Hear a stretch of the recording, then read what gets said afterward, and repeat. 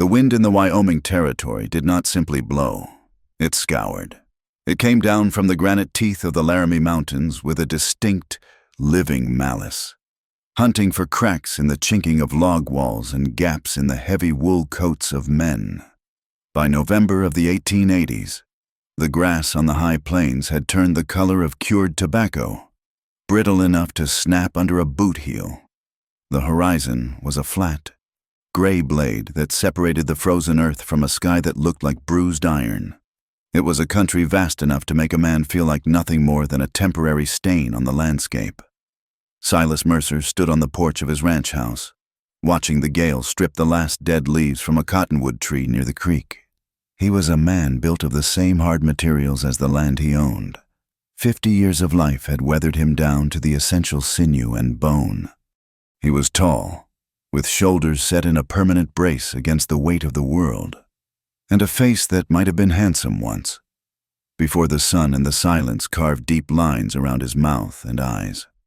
He owned the Mercer Creek Ranch, 6,000 acres of prime grazing land that straddled the border country where the law was often just a suggestion made by the man with the most ammunition. Silas was known in Cheyenne and Laramie as a fair man in business, which was rare, and a cold man in company, which was common. He paid his riders a day early. He kept his fences tight, and he kept his heart shut like a bank vault on a Sunday. He turned and went inside, closing the heavy oak door against the scream of the wind. The silence of the house hit him harder than the noise outside.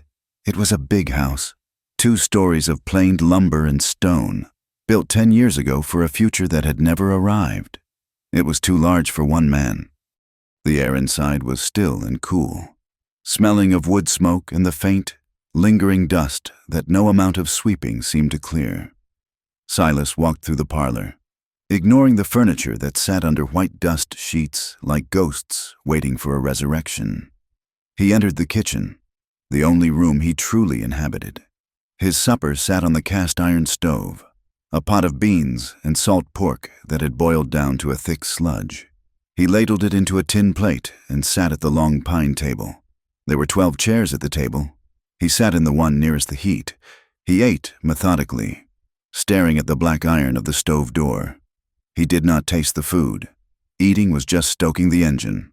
His eyes drifted to the doorway leading to the hall, half expecting to see the swish of a blue skirt or hear the light, rapid tapping of boots that had not walked these floors in 8 years. Mary had died in the winter of 77, taken by a fever that burned through her in 3 days. She had left him with a big house, a prosperous ranch, and a hollow space in his chest that felt as wide and empty as the range outside. He finished his meal and wiped his plate with a piece of stale bread. The house settled around him, the timbers groaning as the temperature dropped. This was his life. He worked until his body ached. He ate. He stared at the fire. And he slept in a room that still held a silver hairbrush on the vanity, untouched, gathering gray dust. 3 days later, the sky collapsed. A blizzard rolled in from the north, a white wall that erased the world. It was in the teeth of this storm that a wagon limped up the long drive to the Mercer house, the mules heaving, their chests crusted with ice. Silas watched from the window. He saw the driver, a bundled shape hunched over the reins, and 2 other figures in the back, huddled under buffalo robes. He pulled on his coat and went out, forcing the door open against the drift that was already building against the threshold. "Get them inside," he shouted over the wind. The driver didn't argue. He just pointed a frozen mitten toward the barn. Silas helped down the passengers. One was a man, coughing with a rattle that sounded like dry peas in a gourd. The other was a woman. She was small, wrapped in a coat that was too thin for this country, wearing a shawl wrapped tight around her head. When Silas reached up to help her down, her hand felt small and cold through his glove, but her grip was surprisingly firm. She did not stumble. Inside the kitchen, with the stove roared up to a cherry red, the travelers shed their outer layers. The driver was a man named Evans, who ran a transport service out of Laramie, trying to beat the storm to Fort Collins. The coughing man was a drifter looking for mining work. And then there was the woman. She unwrapped her shawl, revealing dark hair pulled back severely from a face that was pale with cold. She was perhaps 25 or 30. It was hard to tell. Her eyes were dark, watchful, and entirely devoid of the pleading look Silas usually saw in the eyes of people stranded by weather. She stood near the stove, rubbing her hands together. Silas noticed her hands immediately. They were red, the skin roughened and cracked, the knuckles swollen slightly. Those were not the hands of a lady of leisure. They were hands that had scrubbed floors, hauled wood, and wrung out sheets in freezing water until the skin gave up. "I have coffee," Silas said, his voice rusty from disuse. "Thank you," the woman said. Her voice was low, careful. She spoke as if she had a limited supply of words and could not afford to waste a single one on pleasantries. Silas poured 3 mugs. As he handed one to her, he looked at her directly. "What is your name? Miss?" "Mrs. Reyes," she corrected him, though she wore no ring. "Clara Reyes. I was heading to Cheyenne to the employment agency." "What kind of work?" Silas asked. "Housekeeping, cooking, mending, anything that pays." Silas looked around his kitchen. His last cook, an erratic man named Pete, had quit 2 weeks ago to go prospect for gold in the Dakotas. His housekeeper, an older woman named Mrs. Gable, had been found 3 times in the pantry with a bottle of his best whiskey and had been sent packing a month before that. The house was sliding into squalor. Dust coated the mantels. The linens were graying. He was tired of eating burnt beans. He was not a man who believed in fate, but he believed in practicality. "I need a housekeeper," Silas said flatly. The storm howled outside, rattling the window panes.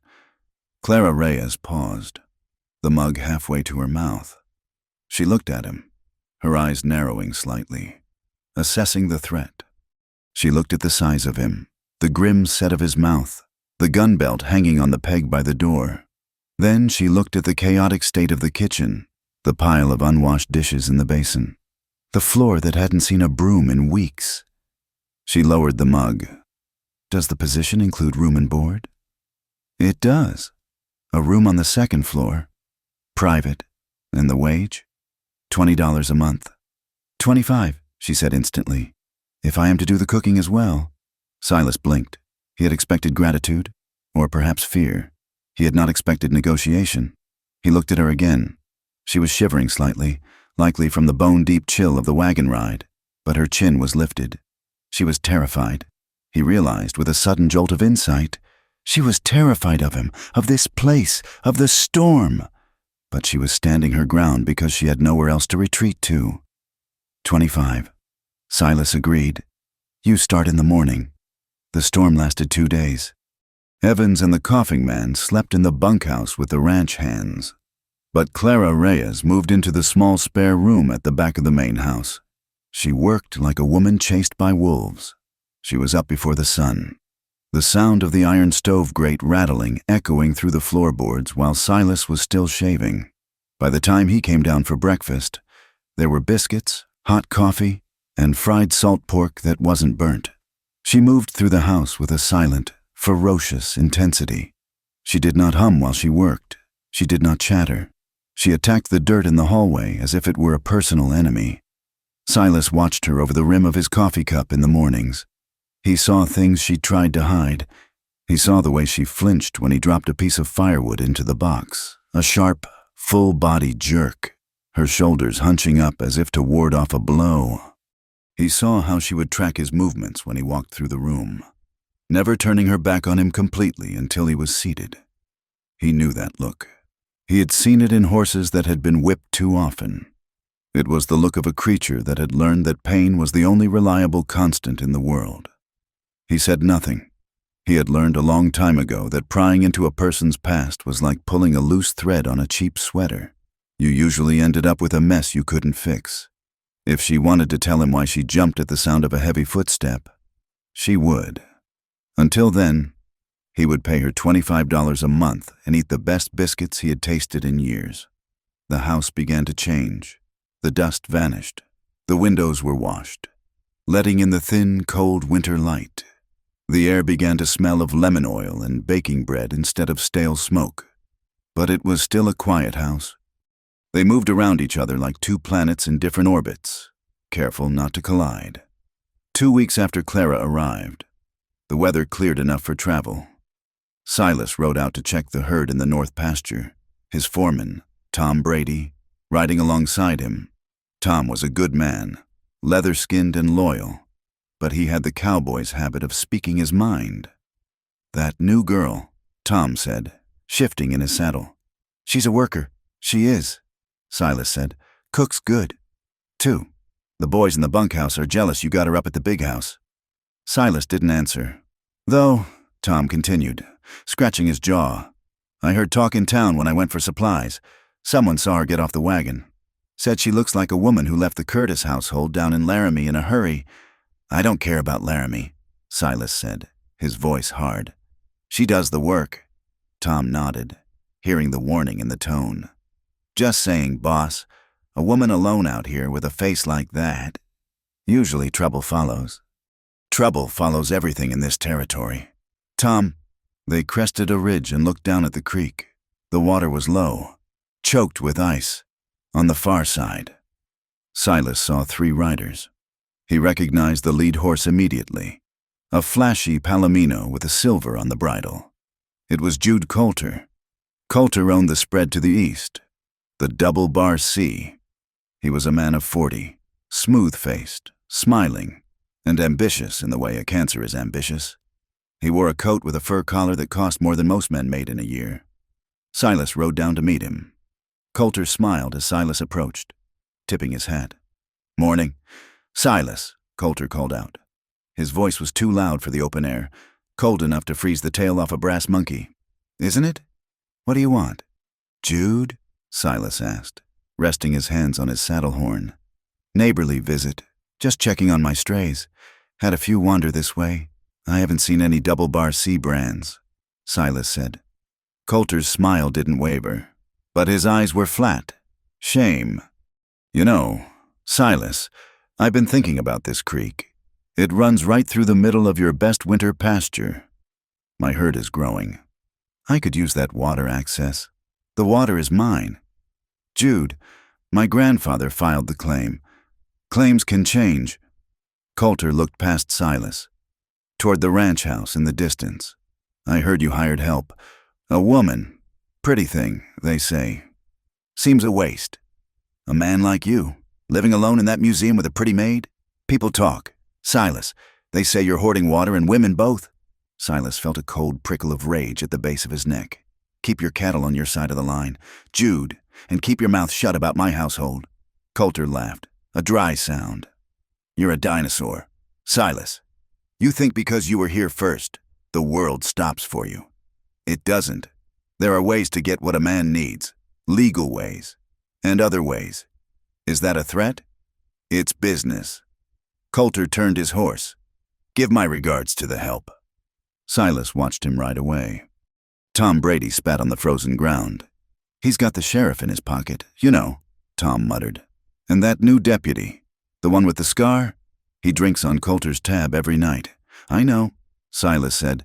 That evening, Silas went into town for the monthly meeting of the Stock Growers Association. He didn't want to go, but absence was interpreted as weakness. The meeting was held in the back room of the hotel. A cloud of cigar smoke and the smell of whiskey. The room was full of men Silas had known for 20 years. They were the respectable set, bankers, lawyers, ranch owners. They greeted Silas with slaps on the back that felt like tests of his stability. "Mercer, good to see you came down from the mountain," one man shouted. Silas took a seat near the back. He listened to the talk of beef prices and rail shipping rates. But the conversation inevitably drifted. "Say, Silas," a banker named Morgan leaned in, grinning. "We heard you finally got some company up at the ghost house." "A little Mexican girl. She's my housekeeper," Silas said, his voice level. "Housekeeper." Morgan winked at the man next to him. "Is that what we're calling it? A man your age, all alone. Gets cold at night, doesn't it?" The table erupted in laughter. It was the casual, wet laughter of men who thought they owned everything they looked at. Silas sat perfectly still. He thought of Clara on her knees scrubbing the floor, the raw red of her hands. He thought of the fear in her eyes. These men didn't see a person. They saw a joke, a commodity. "She works for a wage," Silas said, and the room quieted at the edge in his voice. "She is a decent woman. You will speak of her with respect." Morgan held up his hands in mock surrender. "Easy. Silas, we're just having fun. You need to loosen up. You're turning into a hermit up there. It's not natural." Silas left the meeting early. As he walked to the livery stable to get his horse, he passed the sheriff's office. He saw the deputy Tom had mentioned, a man with a jagged scar on his chin, leaning against the wall, talking to one of Coulter's ranch hands. They stopped talking as Silas passed, watching him with predatory stillness. When Silas returned to the ranch, it was late. The wind had picked up again, screaming around the eaves of the house. He stabled his horse and walked toward the back door. He found Clara in the kitchen. She was sitting at the table, polishing the silver. She wasn't doing it because it needed doing. She was doing it to keep her hands moving. She looked up when he entered, and he saw the immediate tightening of her jaw. "Mr. Mercer," she said, standing up. "I kept a plate warm." "Thank you," Silas said. He hung his coat on the peg. He sat down and ate the stew she had made. It was rich with herbs, savory and hot. Clara went back to polishing. The sound of the cloth rubbing against the metal was the only noise in the room. Silas watched her. He felt a strange urge to speak, to bridge the gap between them, but he didn't know how. He had forgotten the language of casual conversation. "Heard you were in town," Clara said without looking up. Did you see anyone?" Silas paused. "Who are you afraid of?" "Clara." Her hand stopped moving. She stared at her distorted reflection in the back of a spoon. "Everyone," she whispered. Silas put down his fork. "I saw the deputy. He said, the one they say takes money from Coulter." Clara looked up then, her eyes dark and terrified. "The law is just a word. Mr. Mercer. It changes shape depending on who says it. Where I come from, the man with the badge was the one you ran from, not toward. You're safe here," Silas said. It was a promise he wasn't sure he could keep, but he said it anyway. Clara looked at him, searching his face for the lie. She didn't find it, but she didn't find comfort either. "Locks break," she said softly. 2 nights later, the wind turned into a gale that shook the foundations of the house. It was a wind scream night, the kind that drove animals mad. Silas was in the study, trying to focus on a ledger, when he heard a crash from the barn. He grabbed his lantern and ran out. The wind nearly knocked him off his feet. The barn doors were rattling in their frames. He pushed inside, the lantern light swinging wildly. One of the shutters in the hayloft had blown open, banging violently against the wall. The noise had terrified the horses. His prize stallion, a massive bay named Jupiter, was rearing in his stall, kicking at the wood, eyes rolling white with panic. Silas moved toward the stall, speaking low, but the horse was beyond hearing. The hooves smashed against the gate, splintering the wood. If the horse broke a leg, he would have to shoot it. "Easy," Silas shouted, but the wind drowned him out. Suddenly, a shadow moved past him. It was Clara. She had followed him out, a shawl thrown over her nightdress, boots unlaced. "Get back," Silas yelled. "He'll kill you." Clara ignored him. She moved toward the stall not with hesitation, but with a fluid, purposeful speed. She didn't shout. She didn't wave her arms. She slipped through the gap in the gate before Silas could stop her. "Clara!" She moved right up to the stallion's head. The horse reared, hooves slashing the air inches from her face. She didn't flinch. She didn't back down. She reached up and grabbed the halter, pulling the horse's head down with surprising strength. She pressed her face against the horse's neck. She began to speak, not in English, but in Spanish, a low, rhythmic pouring of words. "Calma. Chico. Calma. El viento es solo ruido. Estoy aquí. Estoy aquí." Silas watched, paralyzed, the lantern shaking in his hand. The stallion was trembling, sweat darkening his coat, but he stopped kicking. He stood there, huffing huge breaths, his ears flickering back and forth. Clara kept her hand on his neck, stroking firm and slow, her voice a steady anchor in the storm of noise. Slowly, The horse lowered his head. He blew a breath against Clara's shoulder. She patted him, hard, the way a man would, and stepped back. She slipped out of the stall and latched the gate. She turned to Silas. Her hair was wild, blown loose by the wind, and her eyes were bright with adrenaline. Silas stared at her. He had seen experienced horsebreakers fail to calm a panicked stallion. "Where did you learn to do that?" he asked. Clara pulled her shawl tighter, shivering now that the danger was past. "My father," she said, "he trained horses for the army, before everything." Silas looked at the shutter banging above them. "I'll fix that," he said. "Go inside. You'll freeze." The next morning, the wind had died.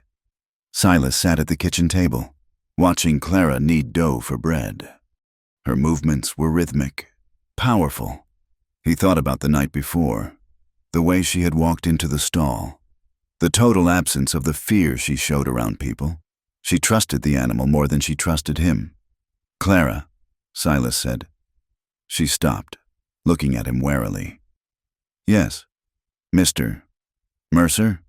I'm raising your wage, $30 a month." Clara wiped her floury hands on her apron. "Why?" "Because you saved a $500 horse last night, and because you work harder than any 2 men I have on the payroll." Clara stood straight. "I don't need charity. Mr. Mercer, we agreed on 25. "It's not charity," Silas said, his voice firm. "It's value. I pay for value." Clara looked at him. She lifted her chin, her pride warring with the reality of her worn boots and the thin coat hanging by the door. She looked at the flour on her hands. She knew what $30 could buy. It could buy a train ticket far away if she needed to run. It could buy silence. She took a breath. $30, she said. "Thank you," Silas nodded. That evening, after the supper dishes were cleared, Silas didn't go into the study. He stayed in the kitchen. He poured 2 cups of coffee. He pushed one across the table to where Clara sat mending a tear in one of his work shirts. She looked at the cup, then at him. It was a breach of protocol. The help didn't drink coffee with the master of the house. "Sit," Silas said. "Please." Clara hesitated, the needle hovering over the fabric. Then, slowly, she set the shirt down. She wrapped her hands around the warm ceramic mug. Silas took a sip of his own coffee. The kitchen was warm. The wood in the stove shifted with a soft thud. Outside, the Wyoming night was vast and cold, full of wolves and men like Jude Coulter. But in here, in the circle of lamplight, the world felt smaller. They didn't speak. Silas stared at the table grain, and Clara watched the steam rise from her cup. They were 2 lonely people, damaged by life, sitting 3 feet apart. Their hands did not touch, but the air between them, usually so empty, felt suddenly heavy, charged with a gravity that pulled them toward the center. It felt crowded, and for the first time in 8 years, the house did not feel entirely like a tomb. The winter settled over the Mercer Creek Ranch like a heavy wool blanket, gray and suffocating. By December, the routine of the household had shifted, pivoting around the silent, relentless force of Clara Reyes. She had become the backbone of the place, though she moved through the rooms as if trying not to disturb the air. The ranch hands, men who lived in the bunkhouse and smelled of wet leather and unwashed flannel, began finding excuses to come up to the main house kitchen. They brought firewood that didn't need bringing. They came to ask about repair orders that could have waited for the foreman. They came for the coffee, which was now strong and hot and served in clean tin mugs. But mostly they came to look at her. Clara moved around them like water flowing around stones. She fed them. She poured their coffee. But she did not smile. She kept her eyes on her work, her hands busy with the rolling pin or the paring knife. One morning, a young rider named Billy, barely 18 and full of the reckless confidence of youth, leaned against the doorframe while Clara peeled potatoes. "You are too fine a thing to be scrubbing floors." "Miss Clara," Billy said, grinning, "if I had a spread of my own, I would have you sitting on a velvet cushion eating sugar lumps." Clara did not look up. The peel curled away from the potato in a long, unbroken ribbon. "If you had a spread of your own, Billy, you would need someone to cook the potatoes, not eat the sugar," she said. The other men laughed. A rough, barking sound. Tom Brady, the foreman, swatted Billy with his hat. "Leave her be, kid. She has got more work in her little finger than you have in your whole carcass." They respected her, in their way. They respected that the food was hot and the kitchen was warm. But there was an edge to it, the casual cruelty of the era. When they left the kitchen, Clara could hear their low voices through the window. Jokes about Silas and his winter comfort. Crude assumptions that a woman living in a bachelor's house could only be there for one purpose. Clara heard them, and she let the words sink into the deep. Cold well where she kept all her shame.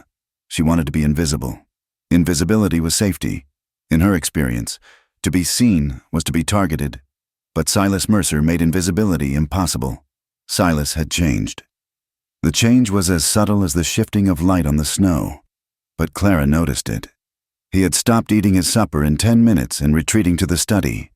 Now, he lingered. He would sit at the head of the long pine table, nursing his coffee, watching the fire in the stove, or watching her. He came in from the range earlier, too. One evening, the wind was howling around the eaves, rattling the sash weights in the window frames. Silas sat at the table, oiling his rifle. Clara was by the lamp, mending a tear in his heavy canvas coat. Silas stopped wiping the barrel and watched her hands. The needle flashed in the lamplight, weaving in and out of the tough fabric with a rhythm that was almost hypnotic. "You have a seamstress's hands," Silas said.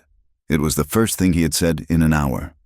Clara paused, then pulled the thread tight. "I have hands that do what needs doing." "Mr. Mercer, where did you learn to stitch like that? That is not simple mending. That is a flat-felled seam." Clara kept her eyes on the coat. "I grew up in places where clothes had to last," she said quietly. "When you are poor, a tear in a coat is a disaster. If you can fix it so it holds against the wind, you are useful. And being useful is important? Being useful keeps you inside the house," Clara said. "It keeps you fed." She bit the thread. A sharp snap in the quiet room. She did not tell him the rest. She did not tell him about the aunt in Santa Fe who would strike her with a switch if the stitches were crooked. She did not tell him that she learned to sew, to cook, to scrub, and to disappear because children who were useful were allowed to stay, and children who were burdens were left behind. Silas looked at her, his gray eyes unreadable. "You are not just useful here." Clara stiffened. She folded the coat carefully, placing it on the bench. "I earn my wage," she said, deflection rising like a shield. Silas seemed about to say something else, something that might have cracked the professional distance between them, but he stopped. He looked back at his rifle, sliding the bolt forward with a metallic clack. "I appreciate the work," was all he said. The peace of the kitchen was a fragile thing. Outside, the pressure on the Mercer Creek Ranch was tightening like a noose. It began with the calves. It was calving season, early for the high country, but Silas bred his stock for hardiness. The new calves were dropping, steaming in the cold air, vulnerable. Tom Brady came into the kitchen 3 days before Christmas, stomping snow off his boots. His face was grim. "We are down 4 head. Boss," Tom said, not accepting the coffee Clara offered. "Wolves?" Silas asked, standing up from his breakfast. "2-legged wolves?" Tom spat. "Found boot tracks near the North Ridge. They cut the wire, drove them off toward the foothills, and patched the fence back up so we would not notice for a day or 2. That is not random rustling. That is someone testing us." Silas's face went hard. He walked to the wall and took down his gun belt. It was a heavy leather rig, the holster worn smooth by years of use. He buckled it on over his coat. "Coulter," Silas said. The name hung in the air like smoke. "He is trying to bleed us." Tom agreed. "Make us look weak. If we cannot hold our own stock, the bank gets nervous." "Saddle up," Silas ordered. "Take Billy and Dutch. We are going to track them." He turned to Clara. She was standing by the stove, her hands gripping her apron.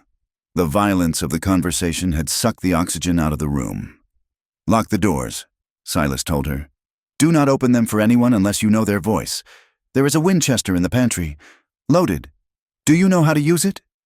Yes, Clara said. Her voice was steady, but her heart was hammering against her ribs like a trapped bird. We will be back by nightfall, Silas said. But they were not back by nightfall. The afternoon turned into a whiteout, snow driving sideways, erasing the world.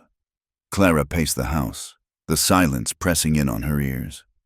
She moved from window to window, peering out into the swirling gray. Seeing nothing, fear began to bite at her throat. It was an old fear, familiar and metallic. It was the fear of being left alone in a house that could not protect her. She thought of the men who cut fences and stole cattle. Men like that did not stop at property. If they came to the house and found a woman alone. She went to the pantry and took down the Winchester. It was heavy, smelling of gun oil. She carried it into the kitchen and set it on the table. She sat in the chair facing the door, her hands folded in her lap, waiting. The hours dragged. The wind screamed. Clara remembered nights in Laramie, hiding in a cellar while men shouted upstairs. She remembered the sound of a heavy boot kicking open a locked door. She remembered the lesson she had learned at 14. Locks were just suggestions to men who felt entitled to take what they wanted. It was nearly midnight when she heard the horses. She stood up, lifting the rifle, her knuckles white on the lever. "Clara!" It was Silas's voice, hoarse and shouting over the wind. "Open up!" She threw the bolt and pulled the door open. Silas stumbled in, covered in snow, looking like a snowman brought to life. Tom and the others were behind him, shivering and cursing the cold. They brought the cold in with them, a blast of freezing air that swirled around Clara's skirts. Silas looked at her, saw the rifle in her hand, saw the way she was trembling, not from cold, but from the adrenaline crash. He stopped, pulling his gloves off with his teeth. "You are all right?" "Yes," Clara said, lowering the gun. Silas looked at her for a long moment. His eyes were red-rimmed and exhausted, but there was a fierce intensity in them. "We found the calves," he said. "2 were dead. We got the other 2 back." He reached out, as if to touch her shoulder, then stopped himself. His hand hovered in the air for a second, then dropped to his side. "Make coffee." "Clara," he said gently, "we are frozen through." 2 weeks later, the supplies ran low. The storm had blocked the pass for 10 days, and the pantry was showing bare shelves. Silas needed parts for the windmill, and Clara needed flour and salt. "I am going into town," Silas announced. "You should come. You have not been off the ranch in a month." Clara hesitated. She hated town. Town meant people, and people meant danger. But the isolation of the ranch was beginning to feel like a prison, and she needed thread and soap. She rode in the wagon beside him, wrapped in a buffalo robe. The sky was a hard, brilliant blue, the snow blindingly bright. They spoke little. The silence between them had become comfortable, a shared space rather than an empty one. In town, Silas went to the hardware store, and Clara walked to the general mercantile. The boardwalks were slushy with mud and manure. She kept her head down, her shawl pulled tight. She was measuring out a length of calico at the counter when a voice stopped her heart. "Well, look at this, the queen of the high country." Clara froze. She knew that voice. It belonged to a man named Grady, a drayman who had delivered ice to the Curtis household in Laramie. He was a small, rat-faced man who collected gossip like other men collected coins. Clara turned slowly. Grady was leaning against a barrel of pickles, grinning. His teeth were yellow. "Hello, Mr. Grady," she said, her voice tight. "Heard you landed on your feet," Grady said, loud enough for the store clerk to hear. "Working for Silas Mercer, that is a step up from where you were, ain't it? Though I hear Mercer is a hard man, must be hard work keeping him happy." He laughed, a wet, suggestive sound. "I am his housekeeper," Clara said. Grady winked. "Sure you are. Honey, just like you were the housekeeper for Mr. Curtis, until the missus came home early." The lie hit Clara like a physical blow. It was the story Curtis had spread to cover his own sins, that Clara had seduced him, that she was the predator, not the prey. It was the lie that had driven her out of Laramie in the dead of night. The clerk behind the counter stopped cutting the fabric. He looked at Clara. his expression shifting from indifference to a sneering curiosity. Clara felt the blood drain from her face. "I will take the flower," she whispered to the clerk. "Just the flower." She paid with trembling hands, feeling Grady's eyes crawling over her like insects. "You got what you deserved in Laramie," Grady hissed as she passed him. "A woman like you always ends up in the mud." Clara walked out of the store, her breath coming in short, panicked gasps. She felt dirty. She felt marked. She climbed into the wagon and sat there, staring at her hands, waiting for Silas. When they returned to the ranch, Clara went straight to the kitchen. She filled the basin with water from the kettle, water so hot it steamed violently. She grabbed the bar of harsh yellow lye soap, the soap used for scrubbing floors and laundry. She began to scrub her hands. She scrubbed until the skin turned red. She scrubbed until she could feel the sting of the lye biting into her knuckles. She wanted to scrub off Grady's voice, scrub off the look the clerk had given her, scrub off the memory of Mr. Curtis's heavy, sweating weight pinning her against a wall. She did not hear Silas come in. "Clara!" She jumped, dropping the soap. It splashed into the basin. Silas was standing in the doorway, still in his coat. He looked at her hands, red, raw, steaming. He looked at the harsh yellow soap floating in the water. He looked at her face, which was wet with tears she hadn't realized she was crying. He did not ask what happened. He did not ask why she was hurting herself. He seemed to understand, with that strange, quiet perception of his, that she was trying to wash away something that wasn't dirt. He turned and walked out of the room. Clara stood there, shaking, gripping the edge of the sink. She waited for him to come back and tell her she was hysterical, that she was broken, that she was fired. He returned a moment later. He walked to the basin. He reached into the water, impervious to the heat, and fished out the bar of lye soap. He threw it into the trash bucket with a dull thud. Then he set a small, paper-wrapped package on the counter. "Use this," he said. He turned and left the kitchen. Clara opened the package with shaking fingers. Inside were 3 bars of soap. They were white, smooth, and smelled faintly of lavender. It was French milled soap, the kind rich women in Cheyenne used. It was soap that cost $1 a bar. It was soap that didn't burn. Clara held the soap to her nose, inhaling the scent. It was a kindness so small and yet so precise that it broke her heart more than the cruelty had. The invitation arrived in late January. It came in a thick cream envelope, delivered by a special courier from Cheyenne. Silas opened it at the breakfast table. He read it, his eyebrows pulling together, and tossed it onto the wood. "Trash," he muttered. "What is it?" Clara asked. She was serving him eggs, her hands now healing, though the skin was still tender. "The Cheyenne Stock Growers Association charity ball," Silas said with a sneer. "A peacock parade. They want money for a new hospital. They say mostly they want to drink champagne and pretend they are civilized." He went back to his eggs. "I am not going." 2 days later, Morgan, the banker, rode all the way out to the ranch. He sat in Silas's study, drinking Silas's whiskey, his face grave. "You have to go." "Silas," Morgan said. His voice carried into the hallway where Clara was dusting. "I do not have to do anything but pay my debts and die," Silas rumbled. "Listen to me." Morgan leaned forward. The chair creaked. "The town is choosing sides. Coulter is telling everyone who will listen that you are senile.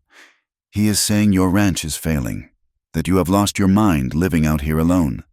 He is poisoning the well. Silas, if you do not show your face, if you do not walk into that room and show them you are still the Silas Mercer who owns half this valley, the bank is going to get skittish. Your credit lines will freeze. It is a dance. Morgan, not a cattle drive. It is politics." Morgan slammed his hand on the desk. "And politics is just war with better clothes. You need allies. You need to remind the judge and the mayor that you exist." Silas was silent for a long time. Then Clara heard the heavy sigh of a man accepting a burden he detested. "Fine," Silas said. "I will go." The night before the ball, the house was tense. The wind had died down, leaving a silence that felt heavy and expectant. Silas sat at the kitchen table. He had been staring into his coffee cup for 20 minutes. Clara was finishing the dishes, her back to him. "Clara," Silas said. "Yes, Mr. Mercer? I want you to come with me." Clara dropped a spoon.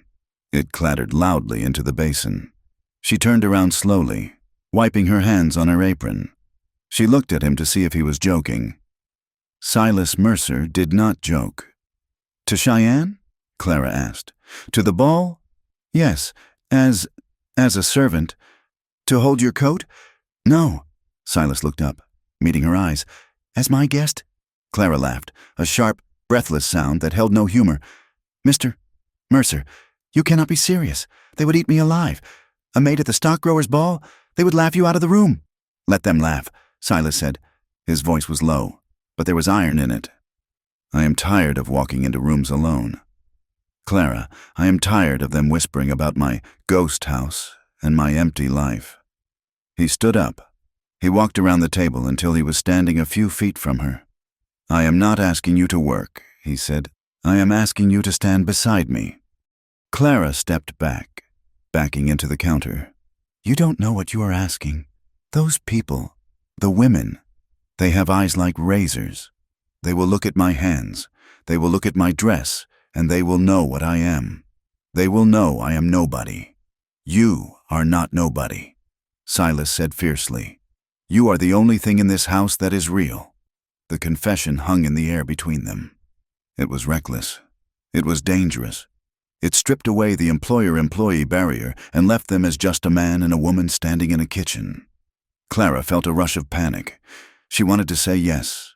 God, she wanted to say yes. She wanted to wear a dress that wasn't gray wool. She wanted to see music and light. But the fear was a cold knot in her stomach. "They will destroy you to get to me," she whispered. "Coulter, the others, they will use me to shame you." Silas took a step closer. He did not touch her, but his presence wrapped around her. "Let them try," he said, "but I will not go alone. And I will not pretend you do not exist. I will not leave you here to hide while I go play their game. If I go, we go." Clara looked at him. She saw the stubborn set of his jaw, the loneliness that he wore like armor. He was offering her protection, but he was also asking for it. He needed her strength as much as she needed his shield. She took a deep breath, steadying herself against the counter. "I have conditions," she said. "Name them. I will not be paraded. I am not a prize heifer you are showing off." "Agreed. I will not be touched like property. By anyone. Including you." Silas nodded slowly. "I would never—" and Clara's voice wavered, then steadied. "If you waver, if we walk into that room and they sneer, and you look at me with shame, even for a second, I will leave. I will walk out, and I will keep walking, and I will never come back to this ranch." Silas looked her dead in the eye. "If I ever look at you with shame, Clara, you should shoot me, for I would not be a man worth knowing." The preparation began. It was a terrified, silent rush. Clara did not have a ball gown. She had a dark blue Sunday dress, simple and severe. She spent the night altering it, using fabric from an old velvet curtain to add cuffs and a collar, transforming it into something that looked less like a maid's uniform and more like the attire of a widow or a serious woman of business. She stood in front of the small mirror in her room, practicing her posture. She lifted her chin. She pulled her shoulders back. She practiced the mask of cold indifference she had seen on the faces of the rich women in Laramie. "I am not afraid," she told the mirror. "I am stone. I am ice." Downstairs, Silas stood in his bedroom. He was wearing his dress suit, black broadcloth that smelled of cedar chest and disuse. It was tight in the shoulders. He stared at his reflection. He looked like an undertaker. He looked like a man marching to his own hanging. He adjusted his tie, his fingers clumsy. He was terrified. He wasn't afraid of Coulter or the bank. He was afraid of failing her. He was afraid that he had asked too much, that he was leading a lamb into a den of wolves because he was too selfish to walk into the dark alone. He picked up his hat. He looked at the empty space on the vanity where Mary's brush lay. "Watch over us," he thought. "A prayer to a ghost." He walked out into the hall to wait for Clara. when she stepped out of her room, wearing the dark blue dress, her hair pinned up with a severe, terrifying grace. Silas forgot to breathe for a moment. She did not look like a maid. She looked like a queen in exile, returning to claim a kingdom that had tried to kill her. "Ready?" Silas asked, his voice rough. Clara pulled on her gloves. They were cotton, dyed black to hide the roughness of her hands. "No," she said honestly, "but let us go before I change my mind." The journey to Cheyenne was a passage through a world that had been stripped of color. The sky was a low, iron-gray lid pressed tight against the earth, and the wind had honed itself on the peaks of the Laramie Mountains until it cut like a fresh-filed blade. Silas drove the sleigh himself. He had refused to take a driver. He sat on the bench seat, wrapped in a buffalo coat that made him look like a bear walking upright, the leather reins woven through his gloved fingers. Beside him, Clara sat rigid, buried under layers of wool blankets and furs. The runners of the sleigh scraped against the frozen ruts of the road, a rhythmic, grinding shriek that made conversation difficult, which was a mercy. Neither of them knew what to say.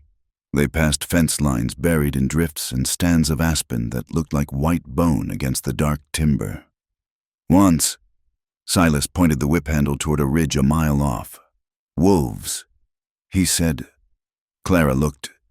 She saw 3 gray shapes moving against the snow, fluid as oil. They were trotting parallel to the sleigh, watching. They were not hunting, merely observing, waiting for a mistake. "They are far enough," Clara said, her voice muffled by her scarf.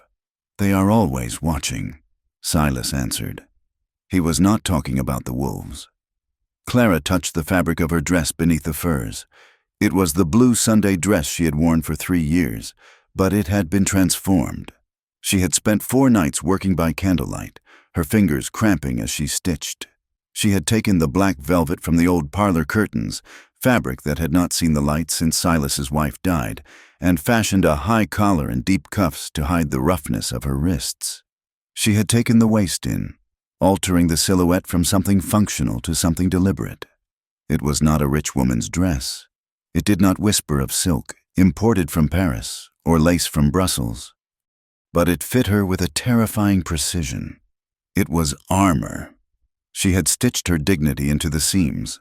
By the time the lights of Cheyenne appeared on the horizon, a cluster of yellow stars in the blue twilight. Clara's stomach was a tight, cold knot. The town was not the rough outpost she had first seen years ago. Tonight, it was the center of the territory's power. The Cheyenne Club, where the ball was held, was a brick and stone testament to the cattle money that ruled Wyoming. Silas pulled the sleigh up to the front entrance. Gas lamps flared in the wind, casting jumping shadows on the snow. Carriages were lined up, discharging men in tails and women in silks that rustled like dry leaves. Silas handed the reins to the valet and walked around to Clara's side. He reached up. Clara looked at his hand. It was a large hand, calloused from rope and wire, currently encased in black kid leather. If she took it, there was no going back. "Ready?" Silas asked. "No," Clara said. Silas did not smile, but his eyes crinkled at the corners. "Good. Neither am I." She took his hand and stepped down. The air in the foyer of the club was hot and smelled of cigars, bay rum, and expensive perfume. It was a suffocating wall of scent after the clean, biting cold of the plains. As Silas and Clara entered, handing their coats to the attendants, the noise of the crowd washed over them. Then, silence rippled outward from the door. It was not a total silence. The music in the ballroom continued, a string quartet playing a polite waltz, but the conversation in the foyer died. Men turned, holding tumblers of whiskey. Women paused, their fans freezing in mid-flutter. They looked at Silas Mercer, the hermit of Mercer Creek, the man who had buried himself alive 8 years ago, and then they looked at the woman beside him. Silas stood tall, his jaws set in a line of granite. He offered his arm to Clara. She laid her hand on his forearm. Her grip was light, but her fingers were digging into the sleeve of his coat. "Hello, Silas," a voice cut through the quiet. It was Horace Pimsleur, a cattle baron with a ranch near the Nebraska line. He was a large man, red-faced and sweating, wearing a tuxedo that strained at the buttons. Horace. Silas nodded. Pimsler's eyes slid to Clara. He looked her up and down, his gaze lingering on the plainness of her dress, the lack of jewelry, the dark, severe beauty of her face. He smiled, but it was a smile that didn't reach his eyes. "I see you finally found someone to manage the household," Pimsler said. Though I didn't know the help was invited to the gala, Clara felt the heat rise in her neck, a flush of shame she could not control. It was the word help. It was a knife wrapped in a napkin. "This is Miss Reyes," Silas said. His voice was not loud, but it carried, "She is my guest." "Guest," Pimsler repeated, tasting the word like sour milk. "Well, isn't that modern of you, Silas?" He turned back to his circle, dismissing them. A ripple of tittering laughter followed. Silas moved them forward, toward the ballroom. His arm under Clara's hand was hard as iron. "Ignore them," he murmured. "They are right," Clara whispered, her eyes fixed on a point in the distance. "I do not belong here. You belong where I say you belong," Silas said. "And tonight, you are with me." They walked into the ballroom. If the foyer had been a test, this was the war. The room was immense, lit by 3 crystal chandeliers that burned with the light of 100 candles. The floor was polished oak, reflecting the swirling colors of the dancers. The walls were lined with velvet chairs where the matriarchs of Cheyenne sat like judges on a tribunal. Clara felt the weight of 300 pairs of eyes. She knew what they saw. They saw the maid. They saw the Mexican girl with the rough hands. They saw the woman who had no family name, no diamonds, no right to breathe this air. She remembered the feeling of being cornered in the pantry by her former employer, the way he had laughed when she threatened to scream. "Who will listen to you?" he had asked. "You are nothing." She felt the old terror rising, a black tide in her chest. She wanted to run. She wanted to flee to the sleigh and drive until the horses died. Then she felt Silas's hand cover hers on his arm. He gave it a single, firm squeeze. She looked up at him. He was not looking at the crowd. He was looking at her. He was not ashamed. He looked furious, yes, but the fury was directed outward, toward her. His expression was steady. "Stand," his eyes said. Clara took a breath. She lifted her chin.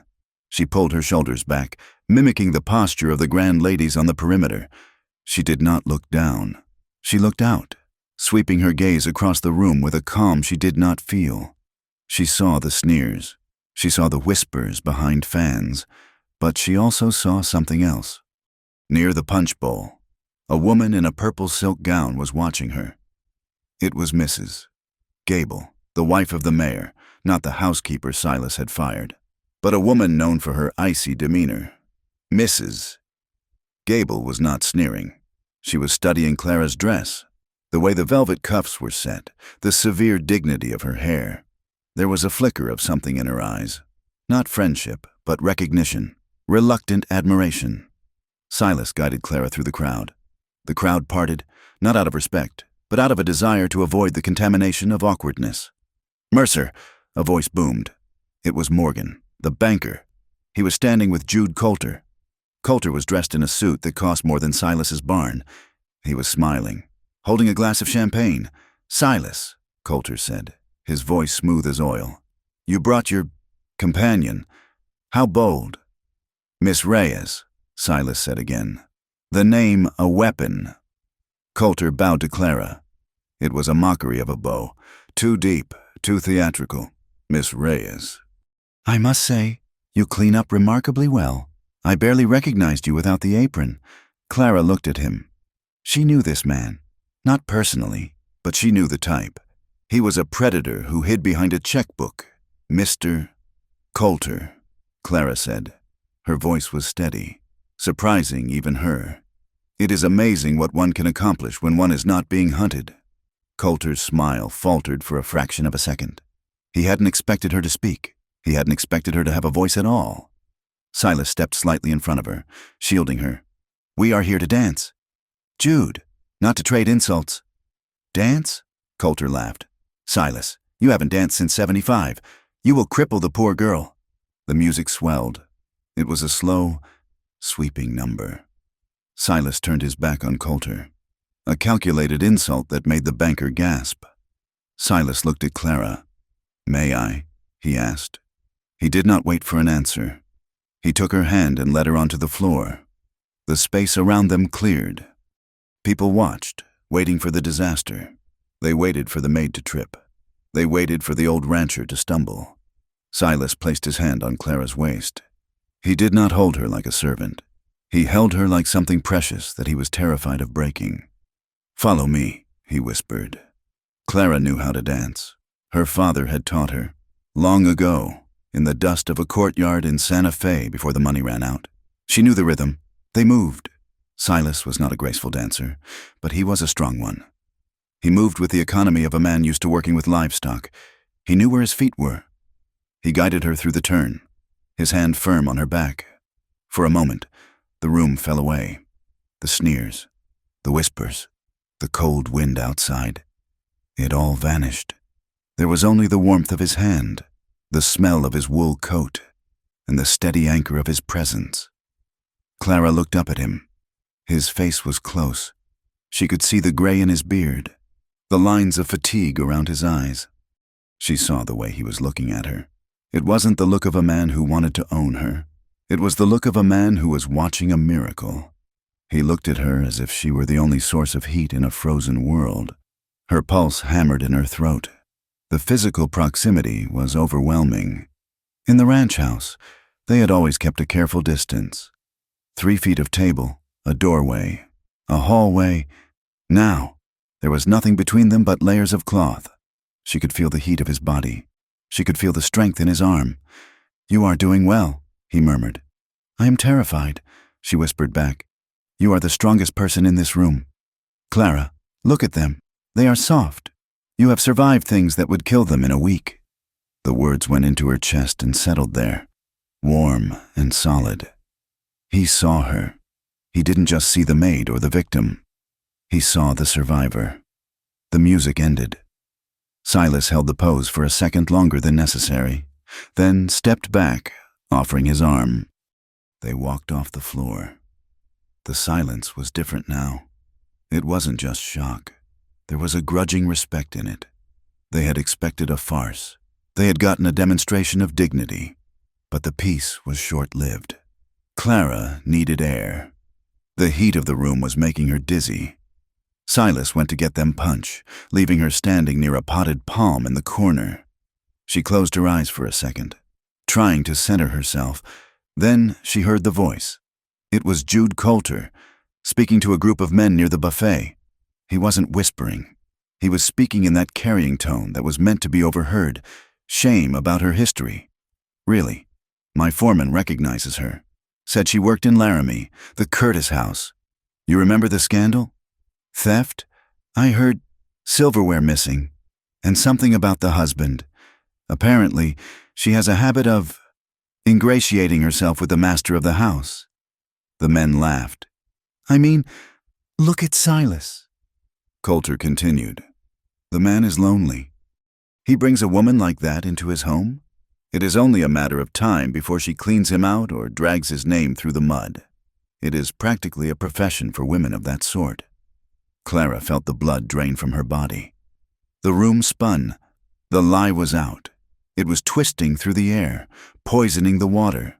Theft, scandal, profession. She looked around wildly. People were looking at her again, but the looks had changed. The admiration was gone, replaced by a salacious curiosity. They were looking at her like she was a dirty joke. She saw Silas coming back through the crowd, holding 2 crystal cups. He saw her face. He stopped. He looked from her pale, stricken expression to Coulter's smiling group. He understood instantly. Clara turned to the side, her breath coming in short gasps. She started to move toward the door. She couldn't do this. She couldn't stand there and let them strip her naked with their lies. Silas dropped the cups. The crystals shattered on the hardwood floor with a sound like a gunshot. The room froze. Silas walked toward her. He didn't run, but he moved with a speed that was terrifying. He intercepted her before she could reach the exit. He didn't grab her. He stepped in front of her, blocking her path, blocking the view of the room. "Look at me," he commanded. "I have to go," Clara choked out. "They are saying—" "I do not care what they are saying. Look at me." She looked up. His eyes were blazing. "Do not run," Silas said. "If you run, they decide who you are. Do not give them that power." Before Clara could answer, a man stepped out of Coulter's circle. It was Vance Sterling, a young, arrogant rancher who had inherited his father's money and none of his sense. He had been drinking heavily.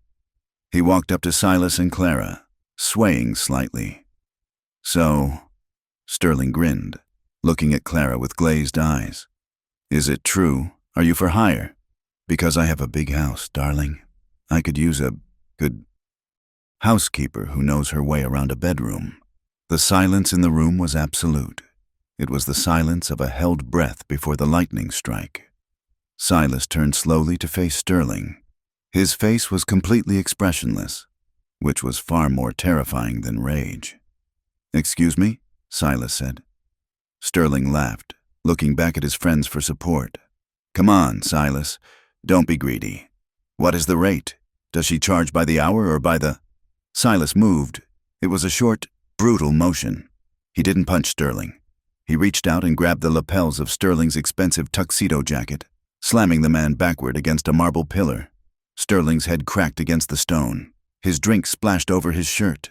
Silas leaned in, his face inches from Sterling's. He spoke in a voice that was low, calm, and cold as the grave. "If you finish that sentence," Silas said, "I will kill you.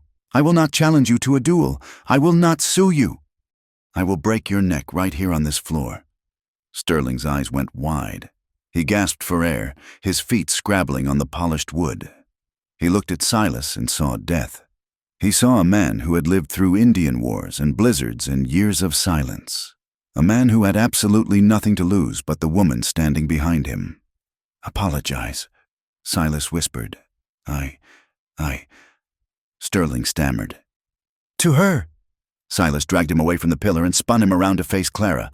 "Apologize," Silas roared, the sound echoing off the vaulted ceiling.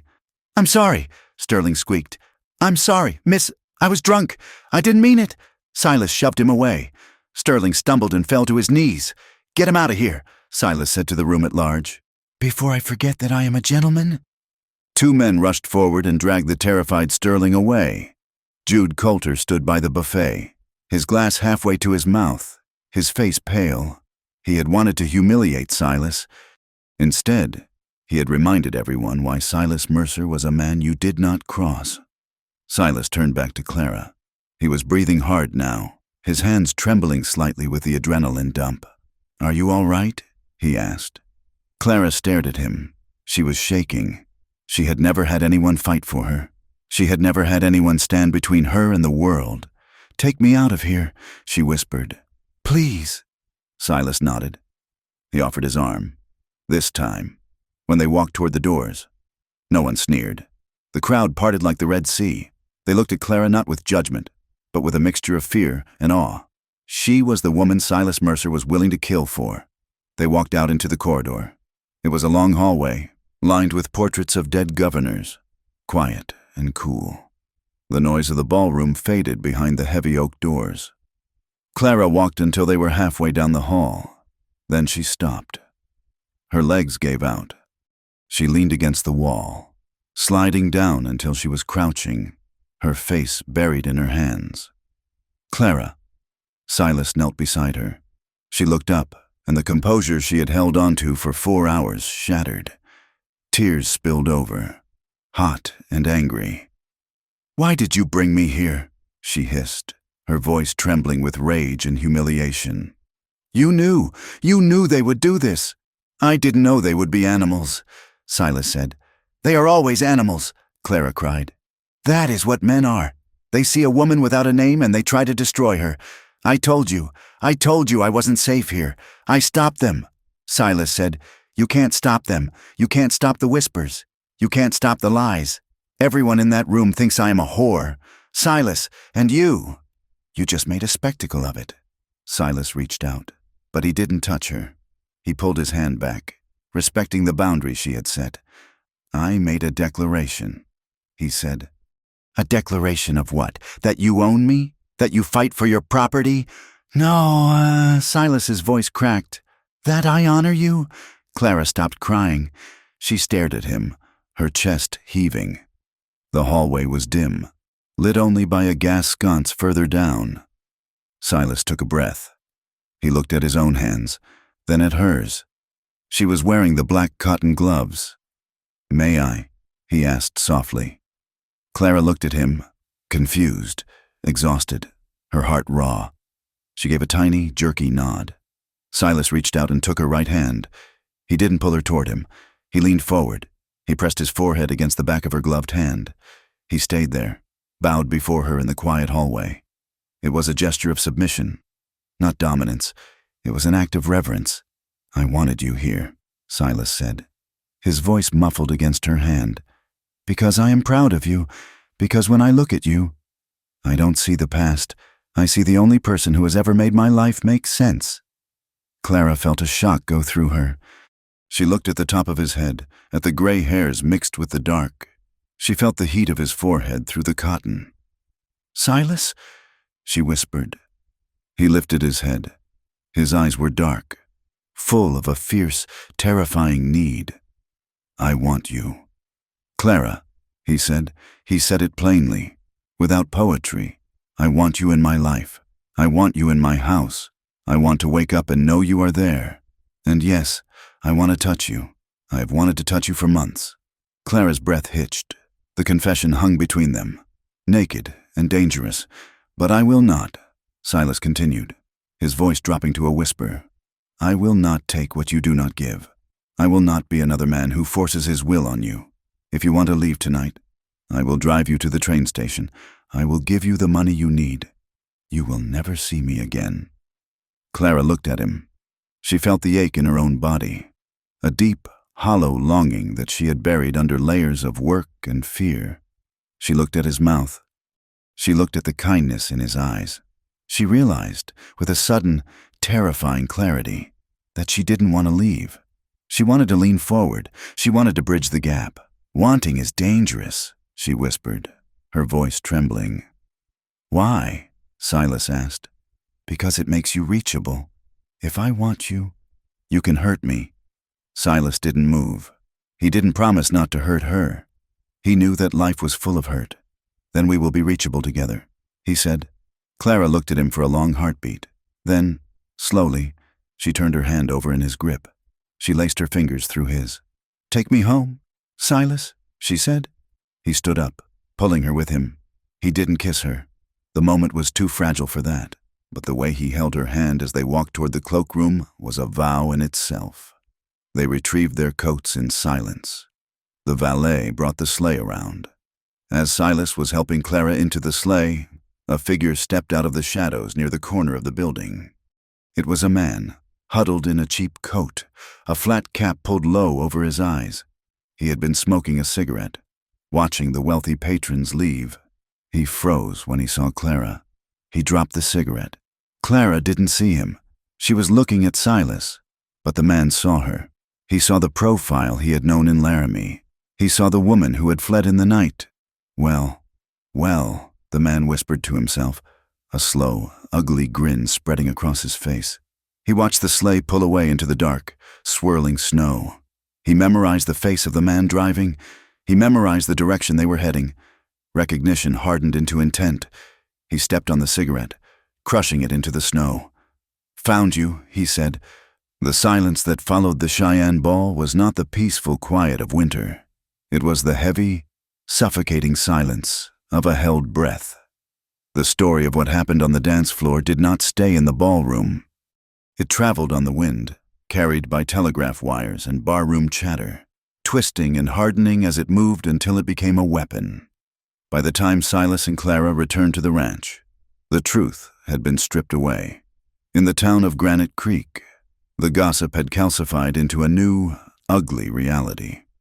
They said Silas Mercer had lost his mind. They said he had been bewitched by a woman of low character. They said the woman, Clara, was a known thief from Laramie who had fled after seducing her previous employer. The nuances of the evening, Silas's defense of her honor, the dignity of her bearing, were lost. People preferred the scandal because it was easier to digest than the idea that they had been wrong. At the ranch, the atmosphere shifted from routine to siege. Clara felt it in the way the air seemed to vibrate with unseen threats. She stopped sleeping soundly. Every night, after the house was dark, she would drag a heavy oak chair from the corner of her room and wedge it under the doorknob. She did it quietly, ashamed of the instinct, her hands trembling as she set the legs against the floorboards. It was a habit she had learned years ago in boarding houses where the locks were flimsy, a physical manifestation of the belief that safety was something you had to build yourself, every single night.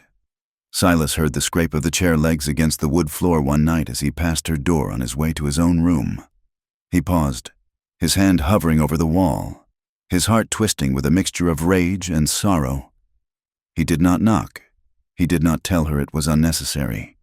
He knew that for Clara. The chair was the only thing that allowed her to close her eyes. Instead, he increased the security of the ranch.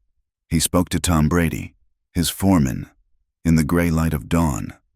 "Double the night watch," Silas said, watching his breath steam in the freezing air. 2 men on the north ridge, 2 near the barns. Rotate them every 4 hours. I want rifles cleaned and loaded, not leaned against the wall to rust. Tom nodded, shifting a piece of straw from one side of his mouth to the other. "The boys are edgy. Boss, they hear things in town." "Let them hear," Silas said. "But tell them if I catch anyone sleeping on watch, they are walking back to Texas." This was not melodrama. This was the West. And Silas knew that weakness was a scent that drew predators. The Mercer Creek Ranch had to look like a fortress. The escalation began 3 days later. It started with a fire, a haystack near the south barn, dry as tinder. Went up in the middle of the night.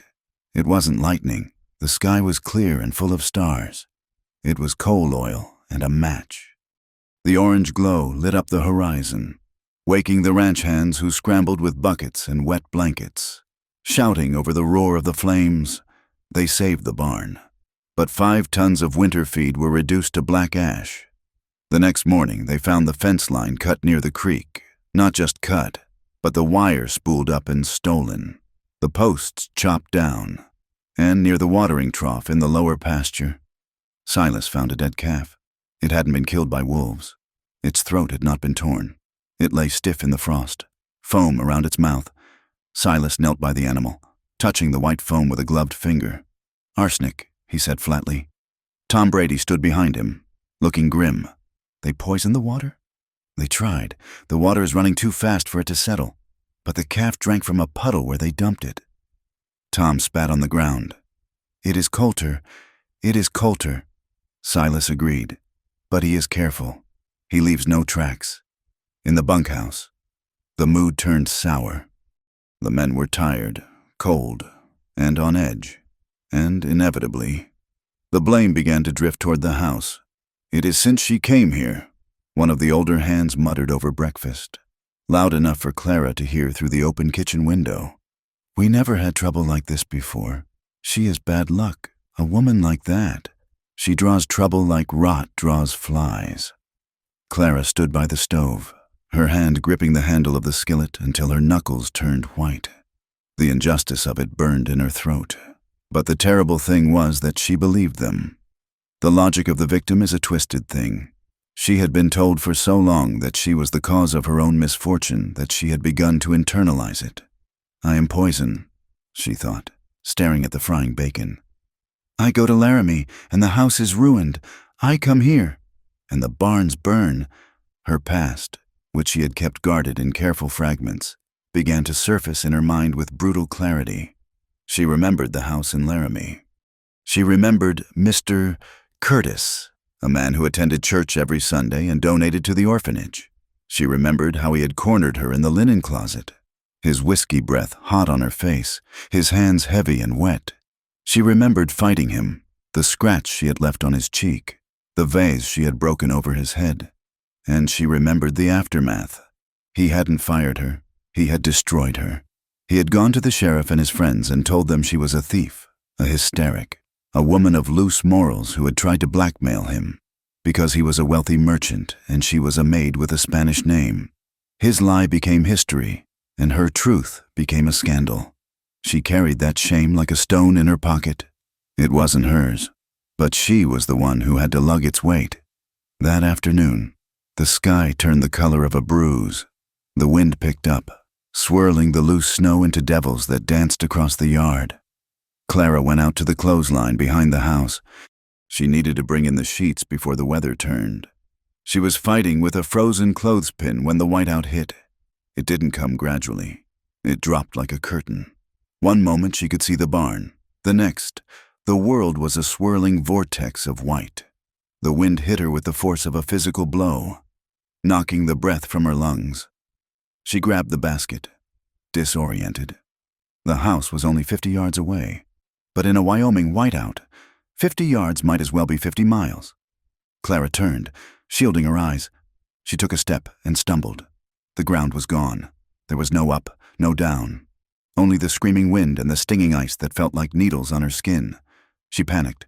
She dropped the basket and ran toward where she thought the back door was. She ran into a fence post that shouldn't have been there. She had turned around. She was heading toward the open range.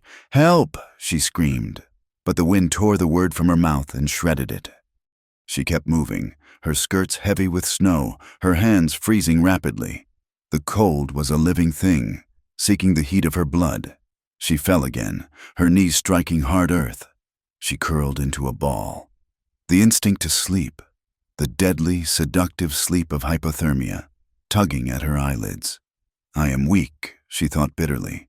"I am weak, and I am dying, and I will just be another frozen thing found in the spring." Then, something gripped her arm. It was not a gentle grip. It was a vice.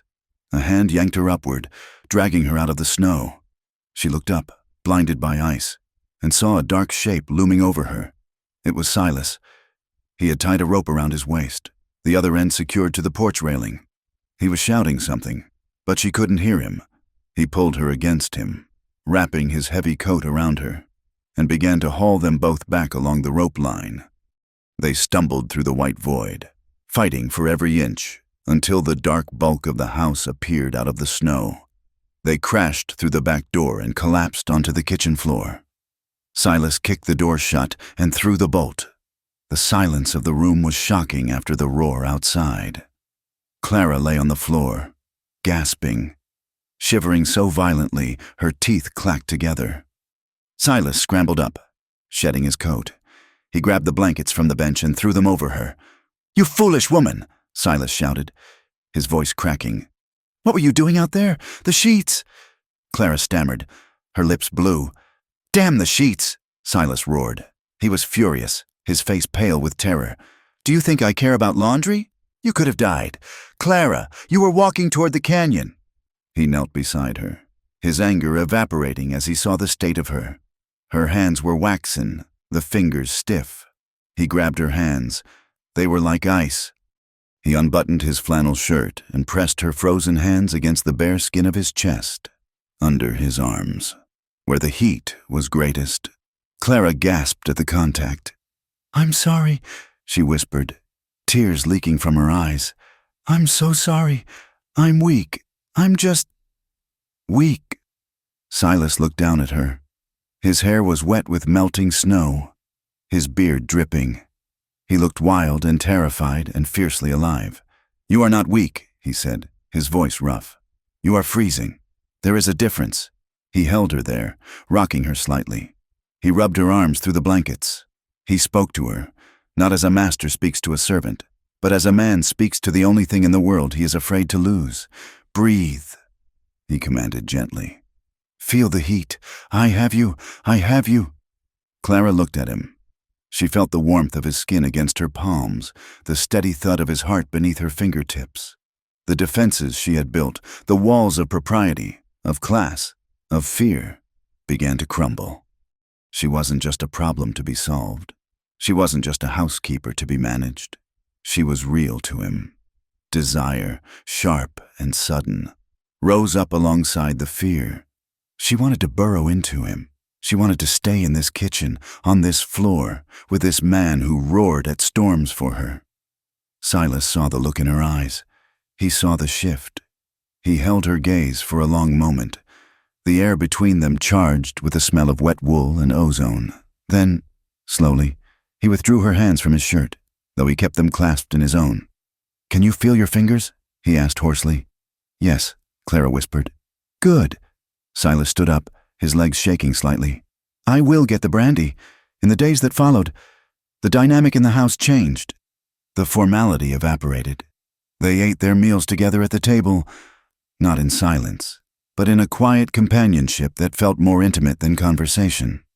One evening, Silas told a story about a horse he had tried to break 20 years ago, a roan mare that had thrown him into a cactus patch. Clara laughed. It was a rusty sound, surprised out of her, but it made Silas smile, a genuine shifting of his features that took 10 years off his face. They would catch each other looking, long, weighted glances across the room. Silas would watch her reading by the fire, the light playing on her high cheekbones. Clara would watch him working at his desk, the way his brow furrowed when he did the accounts. The look said what their mouths could not yet risk. "I see you. I want you. I am afraid," but the world outside would not leave them be. A week after the storm, Clara had to go to town. The medical supplies for the ranch were low, and Silas had hurt his shoulder during the rescue in the snow. He needed liniment, and they were out of coffee. "I will go," Silas said, rubbing his shoulder. "You can barely lift your arm," Clara said firmly. "I will take the buckboard. It is daylight. The weather is clear. I will be quick." Silas didn't like it, but he couldn't drive the team with one good arm. "Take a rifle," he said, "and go straight to the mercantile and back. Do not stop." Clara drove into Granite Creek with her chin high. She ignored the stares of the men on the boardwalk. She ignored the way Mrs. Gable crossed the street to avoid walking near her. She went to the store, bought the supplies, and walked out with her packages. She was loading the buckboard when a shadow fell over her. Well now, if it isn't the little bird that flew the coop. Clara froze. She knew that voice. It wasn't Jude Coulter. It wasn't the gossip monger Grady. She turned slowly. Standing by the alley mouth was a man named Dawson. He had been the stable master at the Curtis house in Laramie. He was a big man with a face like a slab of raw meat and eyes that were too small for his head. He was the man who had seen her leaving the ball in Cheyenne. "Dawson," Clara said, her voice steady despite the ice in her veins. "Mister, Curtis was real unhappy when you left." "Clara," Dawson said, stepping closer, "he felt you owed him. He felt you stole from him. I stole nothing. You stole his reputation." Dawson sneered. "And now I hear you are up here, ruining another good man, playing the lady." He moved fast. He grabbed her arm, pinning her against the side of the wagon. The street was empty. It was the lunch hour, and the wind was keeping people indoors. "Let me go," Clara hissed, struggling. Dawson laughed. He smelled of stale beer and violence. "I think you need to be taught a lesson. Clara, I think you need to be reminded of what you are, just a little Mexican stray." He raised his hand and backhanded her. The blow caught her on the mouth. It split her lip. Her head snapped back, hitting the wood of the wagon. But Clara was not the same woman she had been in Laramie. She had survived blizzards. She had survived Silas Mercer's silence. She had calmed a stallion in a gale. She didn't scream. She reached into the pocket of her coat and pulled out the small, sharp paring knife she had bought at the mercantile. She slashed at his hand. The blade caught Dawson across the knuckles. He yelled and let go, stumbling back, clutching his bleeding hand. "You bitch!" he screamed. Clara scrambled up into the buckboard seat. She grabbed the whip. She didn't use it on the horses. She lashed it out at Dawson, the leather tip cracking inches from his face. "Get back!" she shouted. Dawson hesitated, looking at the blood on his hand, then at the fury in her eyes. He spat on the ground. "This isn't over," he snarled. "You tell Mercer this isn't over." Clara cracked the whip over the horses' heads, and the wagon surged forward. She didn't look back. When she pulled into the ranch yard, Silas was waiting on the porch. He saw the way she was driving, too fast, the horses lathered. He ran down the steps as she pulled up. Clara jumped down. She was shaking, but her eyes were dry. Silas saw the blood on her chin. He saw the swelling of her lip. The world seemed to stop for Silas Mercer. The sound of the wind faded. The color drained from his vision until all he could see was the red mark on her face. "Who?" he asked. His voice was terrifyingly quiet. Clara wiped her mouth with the back of her hand. "A man from Laramie. Dawson. He was waiting." Silas didn't shout. He didn't rage. He turned and walked into the house. Clara followed him. "Silas. Wait." He walked to the gun cabinet. He took out his revolver, checked the cylinder, and snapped it shut. He took a box of cartridges and put them in his pocket. "I'm going to kill him," Silas said. It was a statement of fact, like saying the sun was going to set. "No!" Clara grabbed his arm. "Silas, stop! If you kill him, they win. They will hang you. That is what Coulter wants. He wants you to lose control." Silas looked at her. His eyes were black holes. "He touched you. He hit me," Clara said, "and I cut him. I got away. Silas, please, do not become the monster they say you are." Silas stood there, his chest heaving. He looked at the gun in his hand. He looked at Clara's pleading face. He took a deep, shuddering breath and holstered the weapon. "I will not kill him," Silas said, "but I will not let him walk away." He strode out to the barn. He saddled Jupiter. He rode to the bunkhouse and called for Tom Brady and 2 other men. "Get your horses," Silas ordered. "We are going to town." They rode into Granite Creek like a storm front. Silas walked into the saloon where Dawson was nursing his cut hand and a whiskey. The room went silent. Silas walked up to Dawson. Dawson stood up, reaching for his belt, but Tom Brady already had a shotgun leveled at him. Silas didn't draw his gun. He grabbed Dawson by the collar and dragged him out of the saloon, throwing him into the dirt of the main street. A crowd began to gather. "This man assaulted a woman!" Silas shouted, his voice ringing off the storefronts. "He attacked Clara Reyes while she was loading supplies.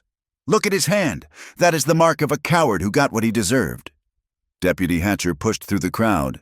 He looked at Dawson, then at Silas. He had a toothpick in his mouth. "What is the trouble?" "Mercer," Hatcher drawled. "Arrest him," Silas said. "Assault and battery." Hatcher looked at Dawson. Dawson smirked, holding his bleeding hand. "She attacked me. Deputy, crazy woman came at me with a knife. I was just defending myself." Silas took a step toward the deputy. "You see her face. You see the split lip. You think she did that to herself?" Hatcher shrugged. "I don't know what goes on in your house, Mercer, but I'm not arresting a man on the word of your housekeeper. The corruption was naked. It didn't even try to hide. Hatcher was bought and paid for. And the law in this county was a rental property owned by Jude Coulter." Silas looked around the circle of faces. He saw indifference. He saw amusement. He realized then that there was no justice here. Not for him, and certainly not for Clara. He looked at Hatcher. "You are a disgrace to that badge. Careful." "Mercer," Hatcher warned, his hand resting on his gun. Silas turned to Dawson, who was still on the ground. "If I see you on my land," Silas said, low and hard, "I will not bring you to the deputy. I will bury you where you fall." He turned and walked away, his men flanking him. He felt the eyes of the town on his back, heavy with judgment and hate. That night, the mood in the ranch house was somber. Silas sat at his desk, staring at a map of the territory. Clara sat in the armchair, holding a cold compress to her lip. "We cannot win here," Silas said. "The deputy, the judge, the merchants. Coulter owns them all." Clara lowered the cloth. "Then we should leave. Silas, I can go. If I leave, if you leave, they win." Silas cut her off. "And I am tired of letting them win." He stood up and began to pace. "I am going to Cheyenne. I will hire a lawyer. A real one. Not one of these local drunks. I will petition for a change of venue. I will document the fence cutting, the poisoned water, the assault. I will drag this whole rotten county into a federal court if I have to. It will cost a fortune." Clara said, "I have a fortune," Silas said. "And what good is it if I cannot use it to buy a little truth?" Clara watched him. He looked exhausted. But he also looked alive in a way he hadn't been when she first arrived. He was fighting. "I don't want to be the reason for a war," Clara whispered. "People will die." "Silas, people are already dying," Silas said. "My calves are dead. Your reputation is dead. This isn't about you being the reason. Clara, the reason is injustice. I sat in this house for 8 years and let the world rot because I was too sad to care. I am done being sad." He stopped pacing and looked at her. He walked over to the chair and knelt down, bringing his face level with hers. "Let me see," he said gently. He reached out and tilted her chin up. He examined the cut on her lip. His touch was feather-light. "Does it hurt?" "Only when I speak." Clara said, "Then don't speak." They stayed there for a long moment, the silence thick and heavy. Clara looked at his mouth. She saw the tenderness in his eyes, a tenderness that belied the violence he was capable of. She moved. It was an instinct, bypassing her fear. She leaned forward. She brought her face so close to his that she could feel the warmth of his breath. She breathed his name. "Silas." It was a confession. It was an invitation. Silas went still, his pupils dilated. He leaned in, closing the gap, and Clara pulled back. She jerked away, pressing her back into the chair, her eyes wide with sudden panic. "I can't," she gasped. "I'm sorry, I can't." Silas froze. He didn't lunge. He didn't get angry. He slowly rocked back on his heels, giving her space. "It is all right," he said quietly. "It's not," Clara said, her voice shaking. "I want to, God, Silas, I want to, but I am afraid. If I start, if I let you, then I have something to lose, and I always lose everything." Silas looked at her with a profound, aching sadness. "You are not going to lose me," he said. "You don't know that. I know that I'm a stubborn man," Silas said. "And I know that this feeling, this desire, it is becoming a physical pain. Clara, I won't lie to you. It hurts to be this close and not touch you." Clara looked down at her hands. "But," Silas continued, "I can bear the pain. I cannot bear you being afraid of me. So we will wait. I want your honesty. Clara, not your perfection, and not your submission. I want you to come to me when you are ready to stay." Clara looked up, tears shining in her eyes. "Thank you," she whispered. The next morning, the war arrived on paper. A rider from the county court rode up to the porch. He didn't dismount. He handed a folded document to Tom Brady and rode off without a word. Tom brought the paper into the kitchen where Silas and Clara were drinking coffee. "It is a summons." "Boss," Tom said, his face pale. Silas took the paper. He unfolded it. He read it in silence, his face turning to stone. "What is it?" Clara asked, dread curling in her stomach. Silas laid the paper on the table. "I am being sued," he said, "for cattle theft. Coulter claims the calves we found were his, and that I altered the brands." "That is a lie," Clara cried. "It gets worse," Silas said. He pointed to a paragraph at the bottom of the page. "Witness testimony provided by Mr. A. Dawson and Mr. J. Coulter asserts that the defendant, Silas Mercer, is acting under the undue influence of a woman of ill repute. 1. Clara Reyes, a known liar and confidence trickster, whose presence on the property constitutes a moral hazard." Clara stared at her name. It was there in black and white. Known liar. Ill repute. Her past had been weaponized. The ink looked like poison. "They are not just coming for the land," Silas said, his voice cold and final. "They are coming for you to get to the land." Clara looked up at him. She didn't cry. The fear had burned away, leaving something harder in its place. "Then let them come," she said. The Laramie County Courthouse in Cheyenne was a monument to the New Order of the West. It was built of stone and imported marble, designed to look like justice. But to Silas Mercer, it felt like a colder kind of wilderness. The air inside was stale, smelling of floor wax, old paper, and the sweat of men fighting for their lives or their money. Silas sat at the defendant's table, his hands resting on the polished oak. He wore his Sunday suit, the wool scratching against his neck. Beside him sat Arthur Finch, a lawyer Silas had hired from Denver, A man with ink-stained fingers and eyes that missed nothing. Across the aisle, Jude Coulter sat with his legal counsel.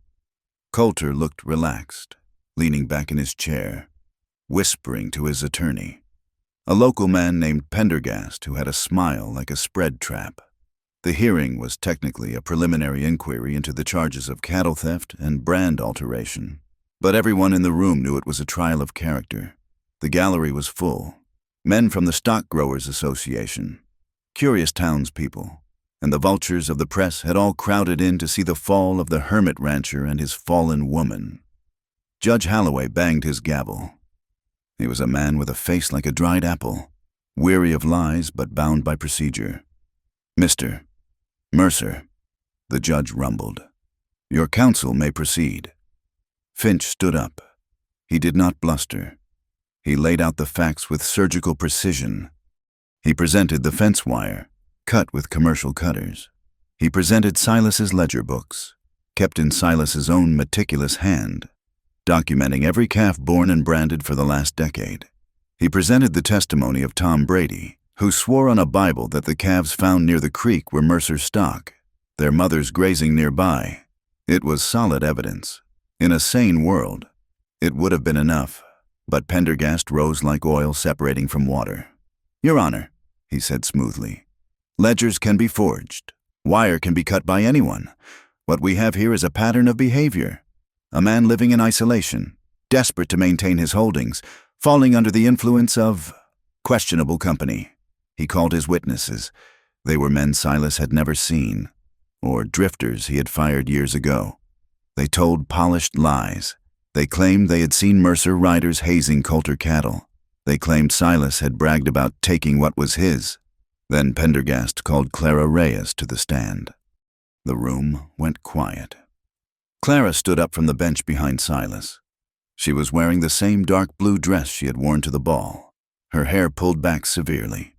She walked to the witness chair, her boots clicking on the hardwood. She felt the eyes. It was the ballroom all over again, but stripped of music and champagne. These eyes were not just curious. They were judging. They were waiting for her to break. They were waiting for the hysterical Latin woman or the seducer to appear so they could justify their prejudice. Clara sat. She placed her hands in her lap, clasping them tight to stop the trembling. "State your name," the bailiff said. "Clara Reyes." "Miss Reyes," Pendergast began, leaning against the railing. "You are currently employed as the housekeeper for Mr. Mercer?" "I am." "And before that, you were employed in Laramie?" "Yeah, and why did you leave that employment, Miss Reyes?" Clara felt a cold sweat prickle under her collar. The trap was open. "I left because the situation had become untenable," she said, her voice low but steady. "Untenable." Pendergast smiled. "Is it not true that you were accused of theft? That you were dismissed for improper conduct with the master of the house?" "Objection," Finch shouted. "Irrelevant. It goes to credibility." "Your Honor," Pendergast shot back, "the defense rests on the idea that Mr. Mercer is a man of integrity, but he harbors a woman known for manipulation, a woman who destroys households." The judge waved his hand. "I will allow it, but tread carefully. Mr. Pendergast." Pendergast turned back to Clara. "Did you, or did you not, leave Laramie in the middle of the night to avoid the sheriff?" Clara looked at the jury box. 12 men. None of them looked like they would understand the terror of a woman cornered in a pantry. "I left because I was not safe." Clara said, "I stole nothing." The accusations were lies told by a man trying to cover his own sins. "Ah," Pendergast said, his voice dripping with mock sympathy. "Always the victim, aren't we? It is never your fault, just like it is not Mr. Mercer's fault that his neighbor's cattle keep ending up in his herd. It seems you have a contagious effect, Miss Reyes. Wherever you go, decent men seem to lose their way." Clara felt the room shrinking. The words hit her like physical blows. Contagious. Improper. Manipulation. It was the voice of every person who had ever looked down on her, magnified by the authority of the law. She felt the instinct to shrink, to weep, to beg for mercy. That was what they wanted. They wanted the breakdown. She looked at Silas. He was sitting at the defense table, his body turned toward her. He was not looking at the judge or the lawyer. He was looking at her. His face was pale with fury, but his eyes were steady. They held hers, anchoring her. "I won't let them decide who you are," he had said. Clara took a breath. She sat up straighter. She let the shame wash over her and fall away, leaving only cold, hard truth. "I am not on trial here," she said clearly. Her voice carried to the back of the room. "And neither is my past, Mr. Mercer is a good man being hunted by a greedy one. You can paint me as a villain if it pleases you, sir. But it does not change the brands on those calves." Pendergast sneered, opening his mouth to strike again. But before he could speak, a commotion started at the back of the room. "Your Honor," a voice called out. "I have something to say." The judge frowned. "Order. Who is this?" A woman stepped forward from the gallery. It was Mrs. Gable, the mayor's wife. She was wearing a hat with a stiff black feather and carrying a parasol like a weapon. She walked past the bailiff, who tried to stop her. "I am a witness," Mrs. Gable announced. The judge looked confused. A witness to the cattle theft?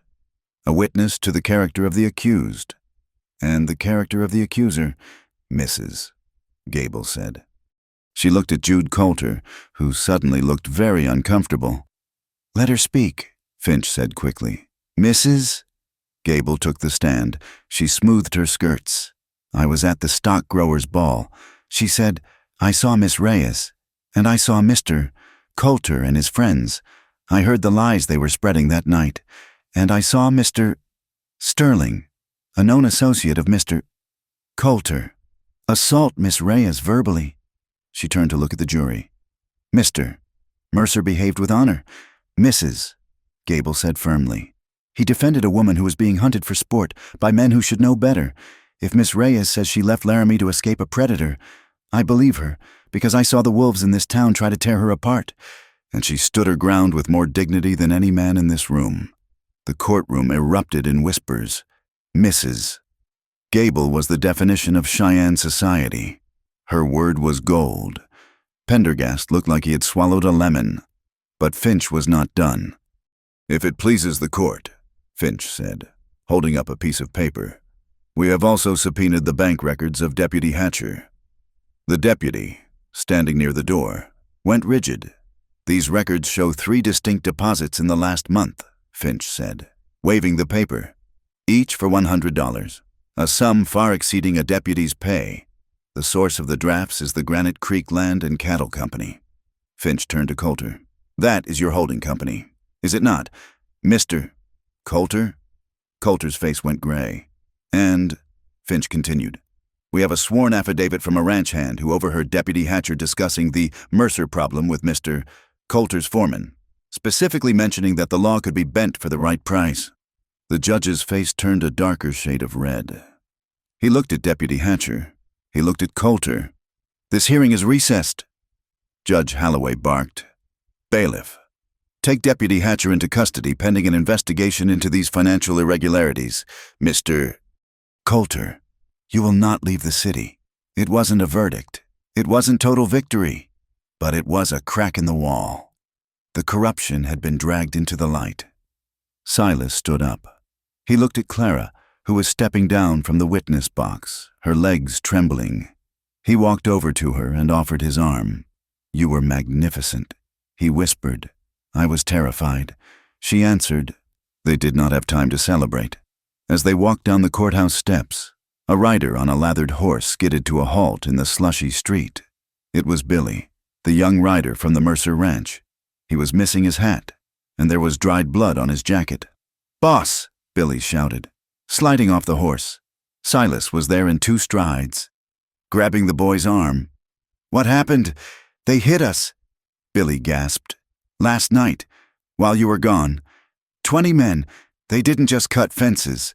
Boss, they raided the remuda. They took the horses. They shot Dutch in the leg. Tom?" Silas demanded. "Tom is holding the house." But they left a message, burned into the barn door.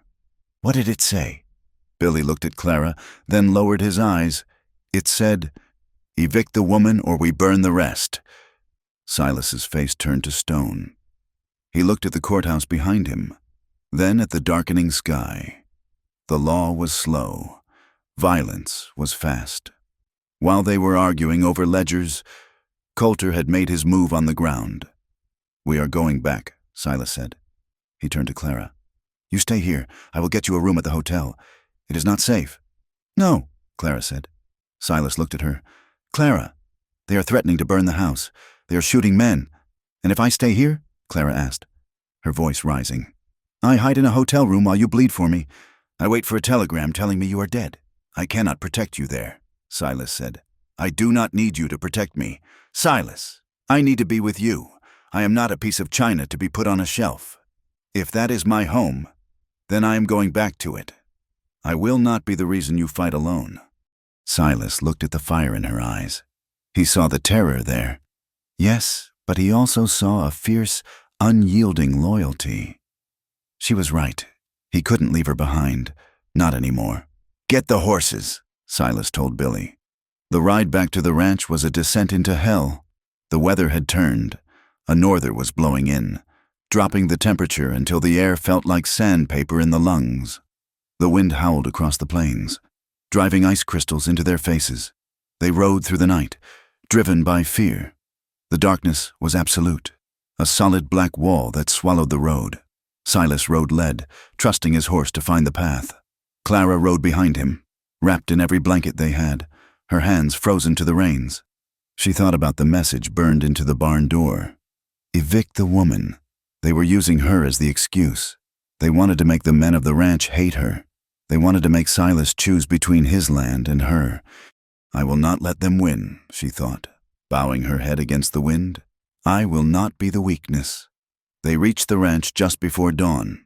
The wind had died down, leaving a heavy, ominous silence.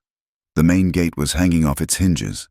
The corral where the horses were kept was empty, the rails smashed. Tom Brady came out of the main house as they rode up. He was limping, his face gray with fatigue, carrying a Winchester. "Glad to see you, boss," Tom said. We didn't know." "Dutch?" Silas asked, swinging down from the saddle. "He is in the bunkhouse. Bullet went through the thigh. Clean, missed the bone. Clara, you best get inside. It is cold enough to freeze words." The ranch went into survival mode. It was no longer a business, it was a fortress. Silas had the men board up the lower windows of the main house. They moved the remaining supplies into the cellar. They set up firing positions in the loft of the barn.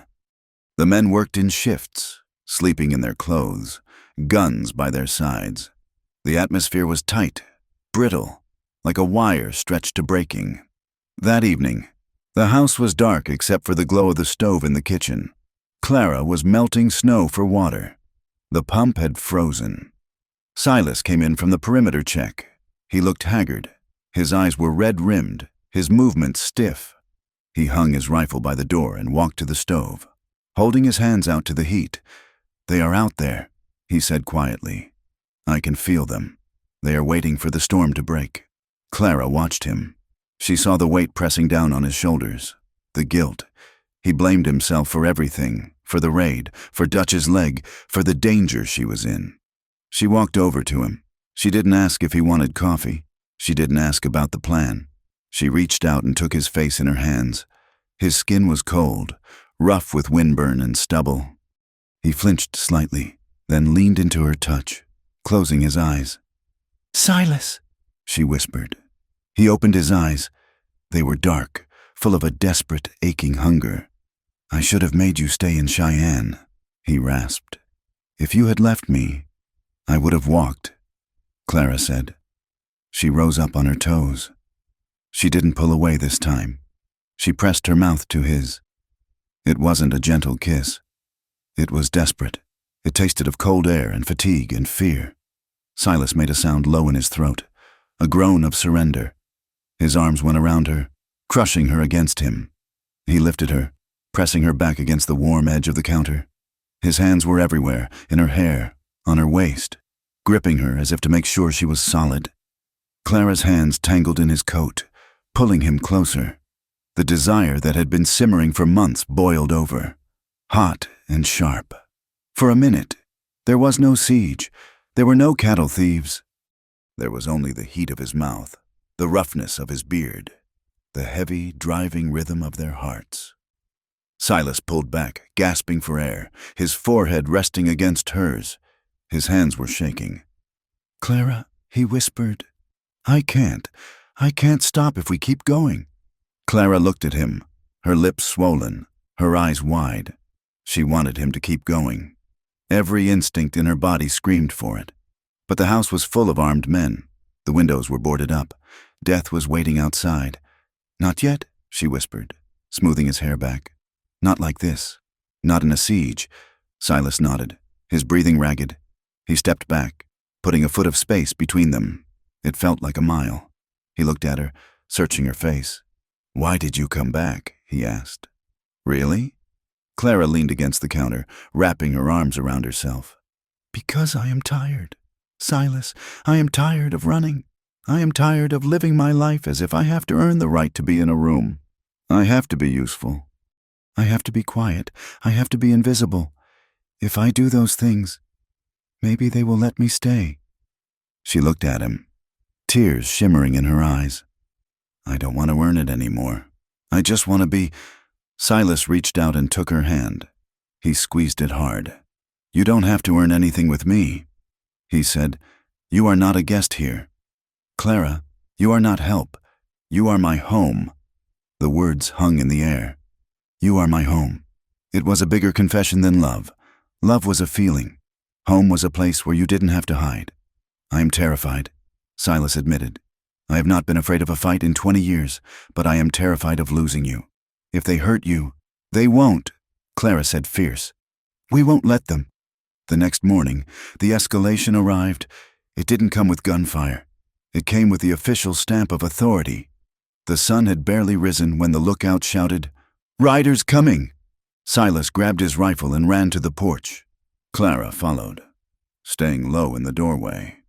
A group of 10 men rode up the drive. They weren't hiding. In the lead was Jude Coulter, wearing a heavy fur coat. Beside him was a man with a tin star, not Deputy Hatcher, but a man from the neighboring county jurisdiction, a man Silas didn't know. Behind them were 8 hired guns, men with hard faces and Winchesters resting on their saddles. Silas stepped out, his rifle held across his chest. Tom, Brady, and Billy appeared at the corners of the house, weapons leveled. "That is far enough," Silas shouted. Coulter smiled. It was a cold, victorious smile. "Morning. Silas, I see you are prepared for a war. Shame we aren't here for one." "State your business," Silas said. "This is Marshal Davies," Coulter said, gesturing to the lawman. "He is here to execute a court order." The marshal stepped his horse forward. He looked nervous, eyeing the barrels of the guns pointed at him. "Mr. Mercer," the marshal said, pulling a folded paper from his coat. "I have a writ of seizure here from the district court, based on the sworn testimony of theft and brand alteration. The court has ordered the immediate impoundment of your herd pending the full trial. Mr. Coulter has been deputized to assist in the collection." "Impoundment?" Silas spat. "You mean theft. You are going to drive my herd onto his land, and I will never see it again." "It is a legal order." "Mercer," the marshal said, "if you resist, you are in contempt. And if you raise a weapon against a deputized officer—" He nodded toward Coulter's men. "They have the right to use lethal force." Silas looked at the men. They were itching for a fight. They wanted him to shoot. If he fired the first shot, they would kill him and burn the house. And it would all be legal. "Let me see the order," Silas said. The marshal hesitated, then rode forward and handed the paper to Silas. He backed his horse away quickly. Silas unfolded the document. It looked official. It had the seal of the court. It had the signature of Judge Holloway. It authorized the seizure of all livestock bearing the Mercer brand, to be held in trust by the plaintiff. It was a death sentence for the ranch. If they took the herd, Silas was bankrupt. He stood there, his hands shaking with rage. He looked at Coulter, who was watching him with gloating eyes. "You bought the judge," Silas said. "I merely expedited the process." Coulter replied, "Hand over the keys to the gates, Silas, or we take them." Silas felt the weight of the rifle. He calculated the odds. 10 men. He had 4. He could take Coulter, but the marshal, shooting a marshal was a hanging offense. Clara stepped out onto the porch. "Silas, let me see," she said. "Get back inside," Silas hissed. Clara ignored him. She took the paper from his hand. She didn't look at the legal jargon. She looked at the details. She had spent years doing household accounts, deciphering the messy handwriting of butchers and grocers, looking for the penny that didn't add up. She knew that the truth was always in the small things. She scanned the document. She looked at the date. She looked at the signature. Then she looked at the bottom, where the clerk's seal was stamped. Her eyes narrowed. She looked up at Coulter. He was watching her with amusement. "Reading is a useful skill, Miss Reyes," Coulter mocked. "But I'm afraid it won't help you now." Clara looked at the paper again. Her heart hammered against her ribs. It was small. It was tiny. But it was wrong. "Silas," she whispered. "What? Look at the clerk's stamp," she said, pointing to the bottom corner. "It says, Laramie County District Court. Clerk J. T. Miller. So, J. T. Miller died 3 months ago. Clara said, I saw the obituary in the paper when we were in town. The new clerk is a woman, Mrs. Higgins." Silas looked at the stamp. He looked at Clara. "Are you sure?" "I am sure," Clara said. "I remember because the obituary said he was survived by 12 grandchildren." Silas looked back at the paper. If the stamp was from a dead man. The document hadn't been processed by the court clerk. It had been forged. It was a high-quality forgery, likely done on stolen stationery, but they had used an old stamp. Silas looked up. The rage in his chest cooled into something sharper, more dangerous. He folded the paper slowly. "Is there a problem?" "Mercer?" the marshal asked. Silas handed the paper back to Clara. "There is a problem." "Marshal," Silas said, "but it isn't mine." He racked the lever of his rifle. The sound loud and metallic in the frozen air. "Tom," Silas shouted. "Yeah, boss, if any man on a horse moves a muscle, shoot him." The ranch yard froze. The wind began to pick up again, blowing snow off the roof in thin, white sheets. The guns were up. The standoff had begun. And in Clara's hand, the piece of paper fluttered like a white flag that was about to turn red. The wind shrieked across the open yard, tearing at the brims of hats and stinging exposed skin with ice. The standoff at the Mercer Creek Ranch had frozen into a tableau of potential violence. 10 men on horses faced 4 men on the porch. And in the middle of it all stood Clara Reyes, holding a piece of paper that weighed no more than a dry leaf, but carried the force of a landslide. Silas kept his rifle leveled at the marshal's chest. He did not look at the paper. He looked at the man holding the authority of the state. "Explain yourself, Marshal," Silas said. His voice was not loud, but it cut through the wind. The marshal's horse danced nervously. Sensing the tension, "I do not have to explain anything to you, Mercer. That is a court order. It is a forgery," Clara said. Her voice was clear, pitching high enough to carry over the stamping of hooves. She stepped forward to the edge of the porch railing. She did not look at Silas for permission. She looked directly at the hired guns sitting in their saddles behind Coulter. "The clerk's stamp on this document is signed by J. T. Miller," Clara announced, holding the paper up. "Mr. Miller died of a stroke 3 months ago. I read his obituary in the Cheyenne Leader. The current clerk is Mrs.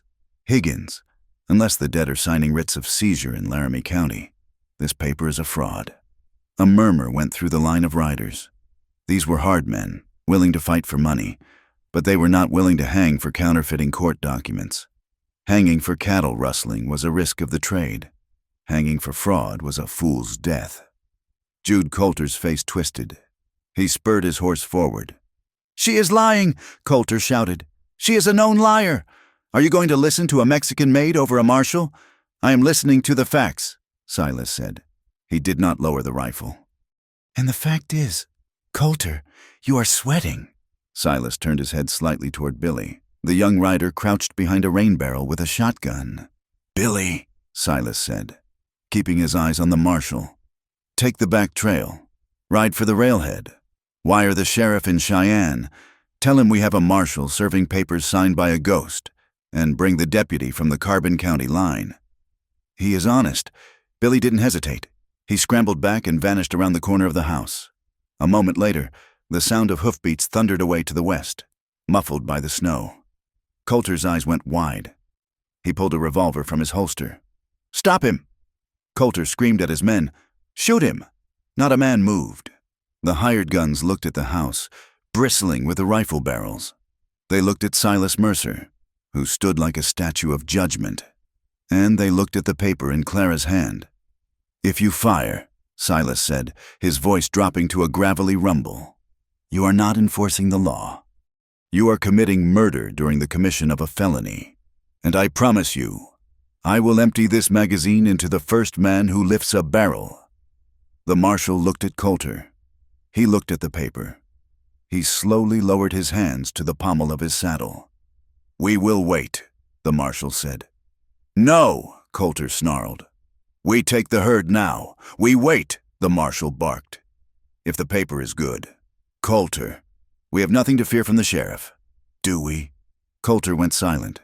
His face was a mask of impotent fury. He knew the clock had just started ticking, and it was counting down to his ruin. The hours that followed were a grueling endurance test. The snow began to fall harder, dusting the shoulders of the men and the manes of the horses. No one dismounted. To dismount was to surrender the advantage. Silas stood on the porch, his arms aching from the weight of the rifle, but he did not lower it. Clara stood beside him. He had told her to go inside 3 times. She had refused 3 times. "I am not leaving you," she had said. So they stood together, watching the steam rise from the horses' nostrils. Coulter tried to break them. He rode back and forth along the line of his men, talking loud enough for the porch to hear. "Look at him," Coulter jeered, pointing at Silas, hiding behind a woman's skirts, the great Silas Mercer. "You know what they say in town. Silas, they say you lost your nerve years ago. They say you are just an old man playing house with a whore who—" Silas didn't flinch. He didn't blink. He let the insults wash over him like the wind. He knew what Coulter was doing. Coulter wanted Silas to snap. He wanted Silas to fire the first shot in anger. If Silas fired, the marshal could claim self-defense. "Don't listen," Clara whispered. Her hands were gripping the railing so hard her knuckles were blue. "I hear nothing but the wind," Silas murmured back. The cold bit deeper. One of the hired guns took a flask from his pocket and drank. The discipline was fraying. The horses were shivering. Then, Clara spoke up again. She didn't speak to Coulter. She spoke to the men. "You are cold," she said. Her voice was not taunting. It was practical. "There is coffee inside, hot stew. If you turn your horses around and ride away. No one has to die here today for a lie that isn't yours." "Shut up," Coulter screamed. One of the riders, a weathered man with a scarred nose, looked at Clara, then he looked at Coulter. "She is right about the stamp." "Ain't she, Jude?" the man asked. "Miller is dead. I remember the funeral.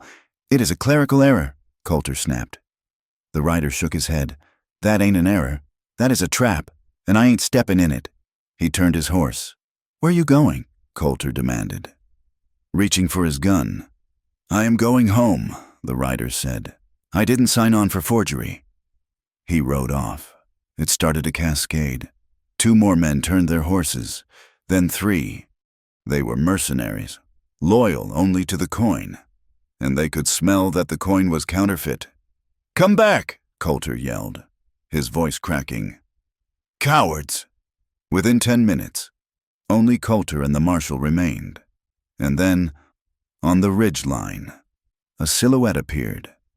Then another. Billy rode down the slope, and beside him was a man with a distinct white hat, Deputy Linus from Carbon County, and behind them were 4 Texas cattlemen who had been at the railhead, men who knew Silas Mercer's reputation and had ridden hard to back him. Coulter looked at the reinforcements. He looked at Silas. "It is over." "Jude," Silas said. The marshal cursed and threw his hands up. "I was misled," he shouted immediately. "I was given false documents by Mr. Coulter. I demand protective custody." Coulter stared at the marshal with pure hatred. Then he looked at Clara. He saw the cause of his destruction. The woman he had mocked, the woman he had tried to crush because she was an easy target. She was standing there, unbroken, holding the proof of his crime. A madness took him. "If I go down," Coulter screamed, "I take the trash with me." He spurred his horse, not away from the house, but toward the porch. He raised his revolver, aiming not at Silas, but at Clara. Silas moved faster than thought. He didn't fire his rifle. Coulter was too close, and the angle was bad. He dropped the rifle and vaulted over the railing, launching himself into the air. He collided with Coulter as the horse reared. The gun went off, the bullet splintering the porch roof. Silas and Coulter crashed into the snow. The horse bolted. They rolled in the freezing mud, a tangle of limbs and rage. Coulter was younger, but Silas was fighting with the strength of a man defending his soul. Coulter tried to bring the gun around. Silas slammed his forearm into Coulter's throat, pinning him to the frozen earth. He grabbed Coulter's wrist and twisted. There was a sickening pop. Coulter screamed and dropped the gun. Silas drew his own revolver. He pressed the barrel into the soft flesh under Coulter's jaw. "Do it!" Coulter wheezed, blood on his teeth. "Kill me! Show them what you are!" Silas's finger tightened on the trigger. The rage was a red haze in his vision. He wanted to end it. He wanted to wipe this man from the earth for daring to threaten Clara. "Silas!" The voice pierced the haze. It was Clara. She was standing on the steps, her hand outstretched. "Silas! No, he is not worth it. Do not let him make you a murderer." Silas froze. He looked up at Clara. He saw the terror in her eyes, but also the trust. She believed he was better than this. He looked down at Coulter. He saw a pathetic, broken man who had nothing left but spite. Silas slowly eased the hammer down. He stood up, holstering his gun. He spat into the snow beside Coulter's head. "You are right," Silas said. "He isn't worth the bullet." Deputy Linus rode up, swinging down from his saddle with a pair of irons. "Jude Coulter," the deputy said, hauling the groaning man to his feet. "You are under arrest for fraud, cattle theft, and attempted murder. Marshal, you are coming too. We have some questions about your vetting process. The arrests were messy." Coulter screamed threats until he was gagged. The marshal wept. The hired guns who had fled were pursued by the Texas cattlemen, though most would likely vanish into the territories. But as the sun began to set, painting the snow in shades of violet and bruised purple, the yard was finally empty of enemies. Silas stood by the porch, wiping mud from his face. His coat was torn. His knuckles were raw. He felt a trembling start in his legs. The adrenaline crash. He leaned against the post, taking deep, shuddering breaths. A hand touched his arm. He turned. Clara was there. She wasn't playing the stoic anymore. She was shaking, her teeth chattering, the delayed shock rolling over her like a wave. Silas opened his arms. She stepped into them, burying her face in his torn coat. She sobbed. Loud, jagged sounds of release. Silas held her tight, wrapping the coat around her, resting his chin on the top of her head. "I thought he killed you." She wept. "When the gun went off, I thought you were dead." "I am hard to kill." Silas whispered into her hair. "I am too stubborn to die." They stood there for a long time, holding each other up while the wind died down and the stars began to prick through the clouds. They were battered, exhausted, and freezing, but they were standing. The scandal did not vanish overnight. Small towns have long memories, and people hate to admit they were wrong. But the trial that followed was a sensation. With Coulter's record seized, the depth of his corruption was laid bare. He had been stealing land and cattle for years, bribing officials, and ruining anyone who stood in his way. The revelation shamed the town of Granite Creek. The men who had laughed at Silas in the saloon now looked at their boots when he walked by. The women who had sneered at Clara crossed the street to avoid her, not out of superiority, but out of embarrassment. But some things changed. 3 weeks after the arrest, Silas and Clara rode into town. They went to the Mercantile. As they walked up the steps, Mrs. Gable was coming out. She stopped. She looked at Clara. There was a tense moment of silence. Then Mrs. Gable nodded. "Good morning. Miss Reyes," she said. Clara stood tall. "Good morning, Mrs. Gable." It was a small thing, a nod, a greeting, but in the social language of the West, it was a treaty. They walked into the store. The clerk, the same one who had sneered at Clara months ago, hurried over. "Mr. Mercer," the clerk said nervously. "Can I help you with anything?" Silas looked at the man. He placed a hand on the small of Clara's back. He did not hide her. He did not stand in front of her. He stood beside her. "Miss Reyes will be handling the accounts for the ranch from now on," Silas said, his voice carrying to every corner of the room. "Anything she orders, you put on my bill. Any check she signs, you honor as if it were my own. Is that understood?" The clerk swallowed hard. "Yes, sir. Absolutely, sir." Silas turned to Clara. "What do we need, Clara?" Clara looked at the ledger on the counter. She looked at Silas. She saw the pride in his eyes. He was giving her power. He was giving her a voice in the world that had tried to silence her. "We need 50 pounds of flour," Clara said steadily, "and new fencing wire. And coffee, the good kind." The winter finally broke in April. The snow retreated to the high peaks, leaving the valley floor a brilliant, aching green. The creek ran high and clear, washing away the memory of the poison. The ranch was busy. New calves were dropping, stumbling onto wobbly legs in the sunshine. The fences were mended, but the real change was inside the house. The oak chair no longer sat under Clara's doorknob at night. She had moved it back to the corner.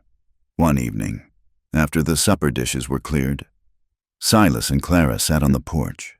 The air was cool, smelling of wet earth and sagebrush. Clara watched the sunset bleeding red over the mountains. She felt a strange lightness in her chest. For years, she had believed that love was a trap. She had believed that to love a man was to give him the power to destroy you. She had feared dependency more than hunger. But she looked at Silas. He was whittling a piece of cedar, his hands moving with slow, relaxed precision. He wasn't trying to own her. He had fought for her, bled for her, and then handed her the keys to his kingdom and told the world to respect her. He didn't want a servant. He didn't want a prisoner. He wanted a partner. "Silas," she said. He looked up. "Yes, you asked me once to come to you when I was ready to stay." Silas went still. The knife stopped moving on the wood. "I did." Clara turned to face him. She smoothed her skirt. She was terrified, but it was a different kind of fear. It was the fear of jumping off a cliff, hoping the water was deep enough. "I am not going anywhere," she said. "This is my home, and you are my home." Silas set the knife in the wood down on the railing. He stood up. He walked over to her. He didn't grab her. He waited. Clara stepped into his space. She reached up and unbuttoned the top button of his coat. Then the second. "I am tired of waiting," she whispered. Silas let out a breath that sounded like a man surfacing from deep water. He took her face in his hands and kissed her. It wasn't desperate like the kiss in the kitchen. It was slow. It was deep. It was a promise signed in breath and skin. He picked her up. She wrapped her legs around his waist, burying her face in his neck. He carried her inside, kicking the door shut behind them against the night. The house was not silent that night. It murmured with the sounds of two people unlearning loneliness. There was no shame in the dark. There was only the heat of skin, the roughness of calloused hands turning gentle, and the profound, shattering relief of being fully known and fully wanted. It was not a fantasy.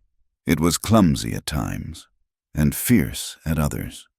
A negotiation of bodies that had been solitary for too long. But when they fell asleep, tangled together under the heavy quilts, Clara did not dream of running. Morning came with a pale, golden light. Clara woke first. She lay still, listening to the steady rhythm of Silas's breathing. She looked at his arm thrown over her waist, heavy and possessive in sleep. She slipped out of bed, dressing quietly. She went downstairs to the kitchen. She built the fire in the stove. She put the coffee on to boil. She opened the ledger book on the table.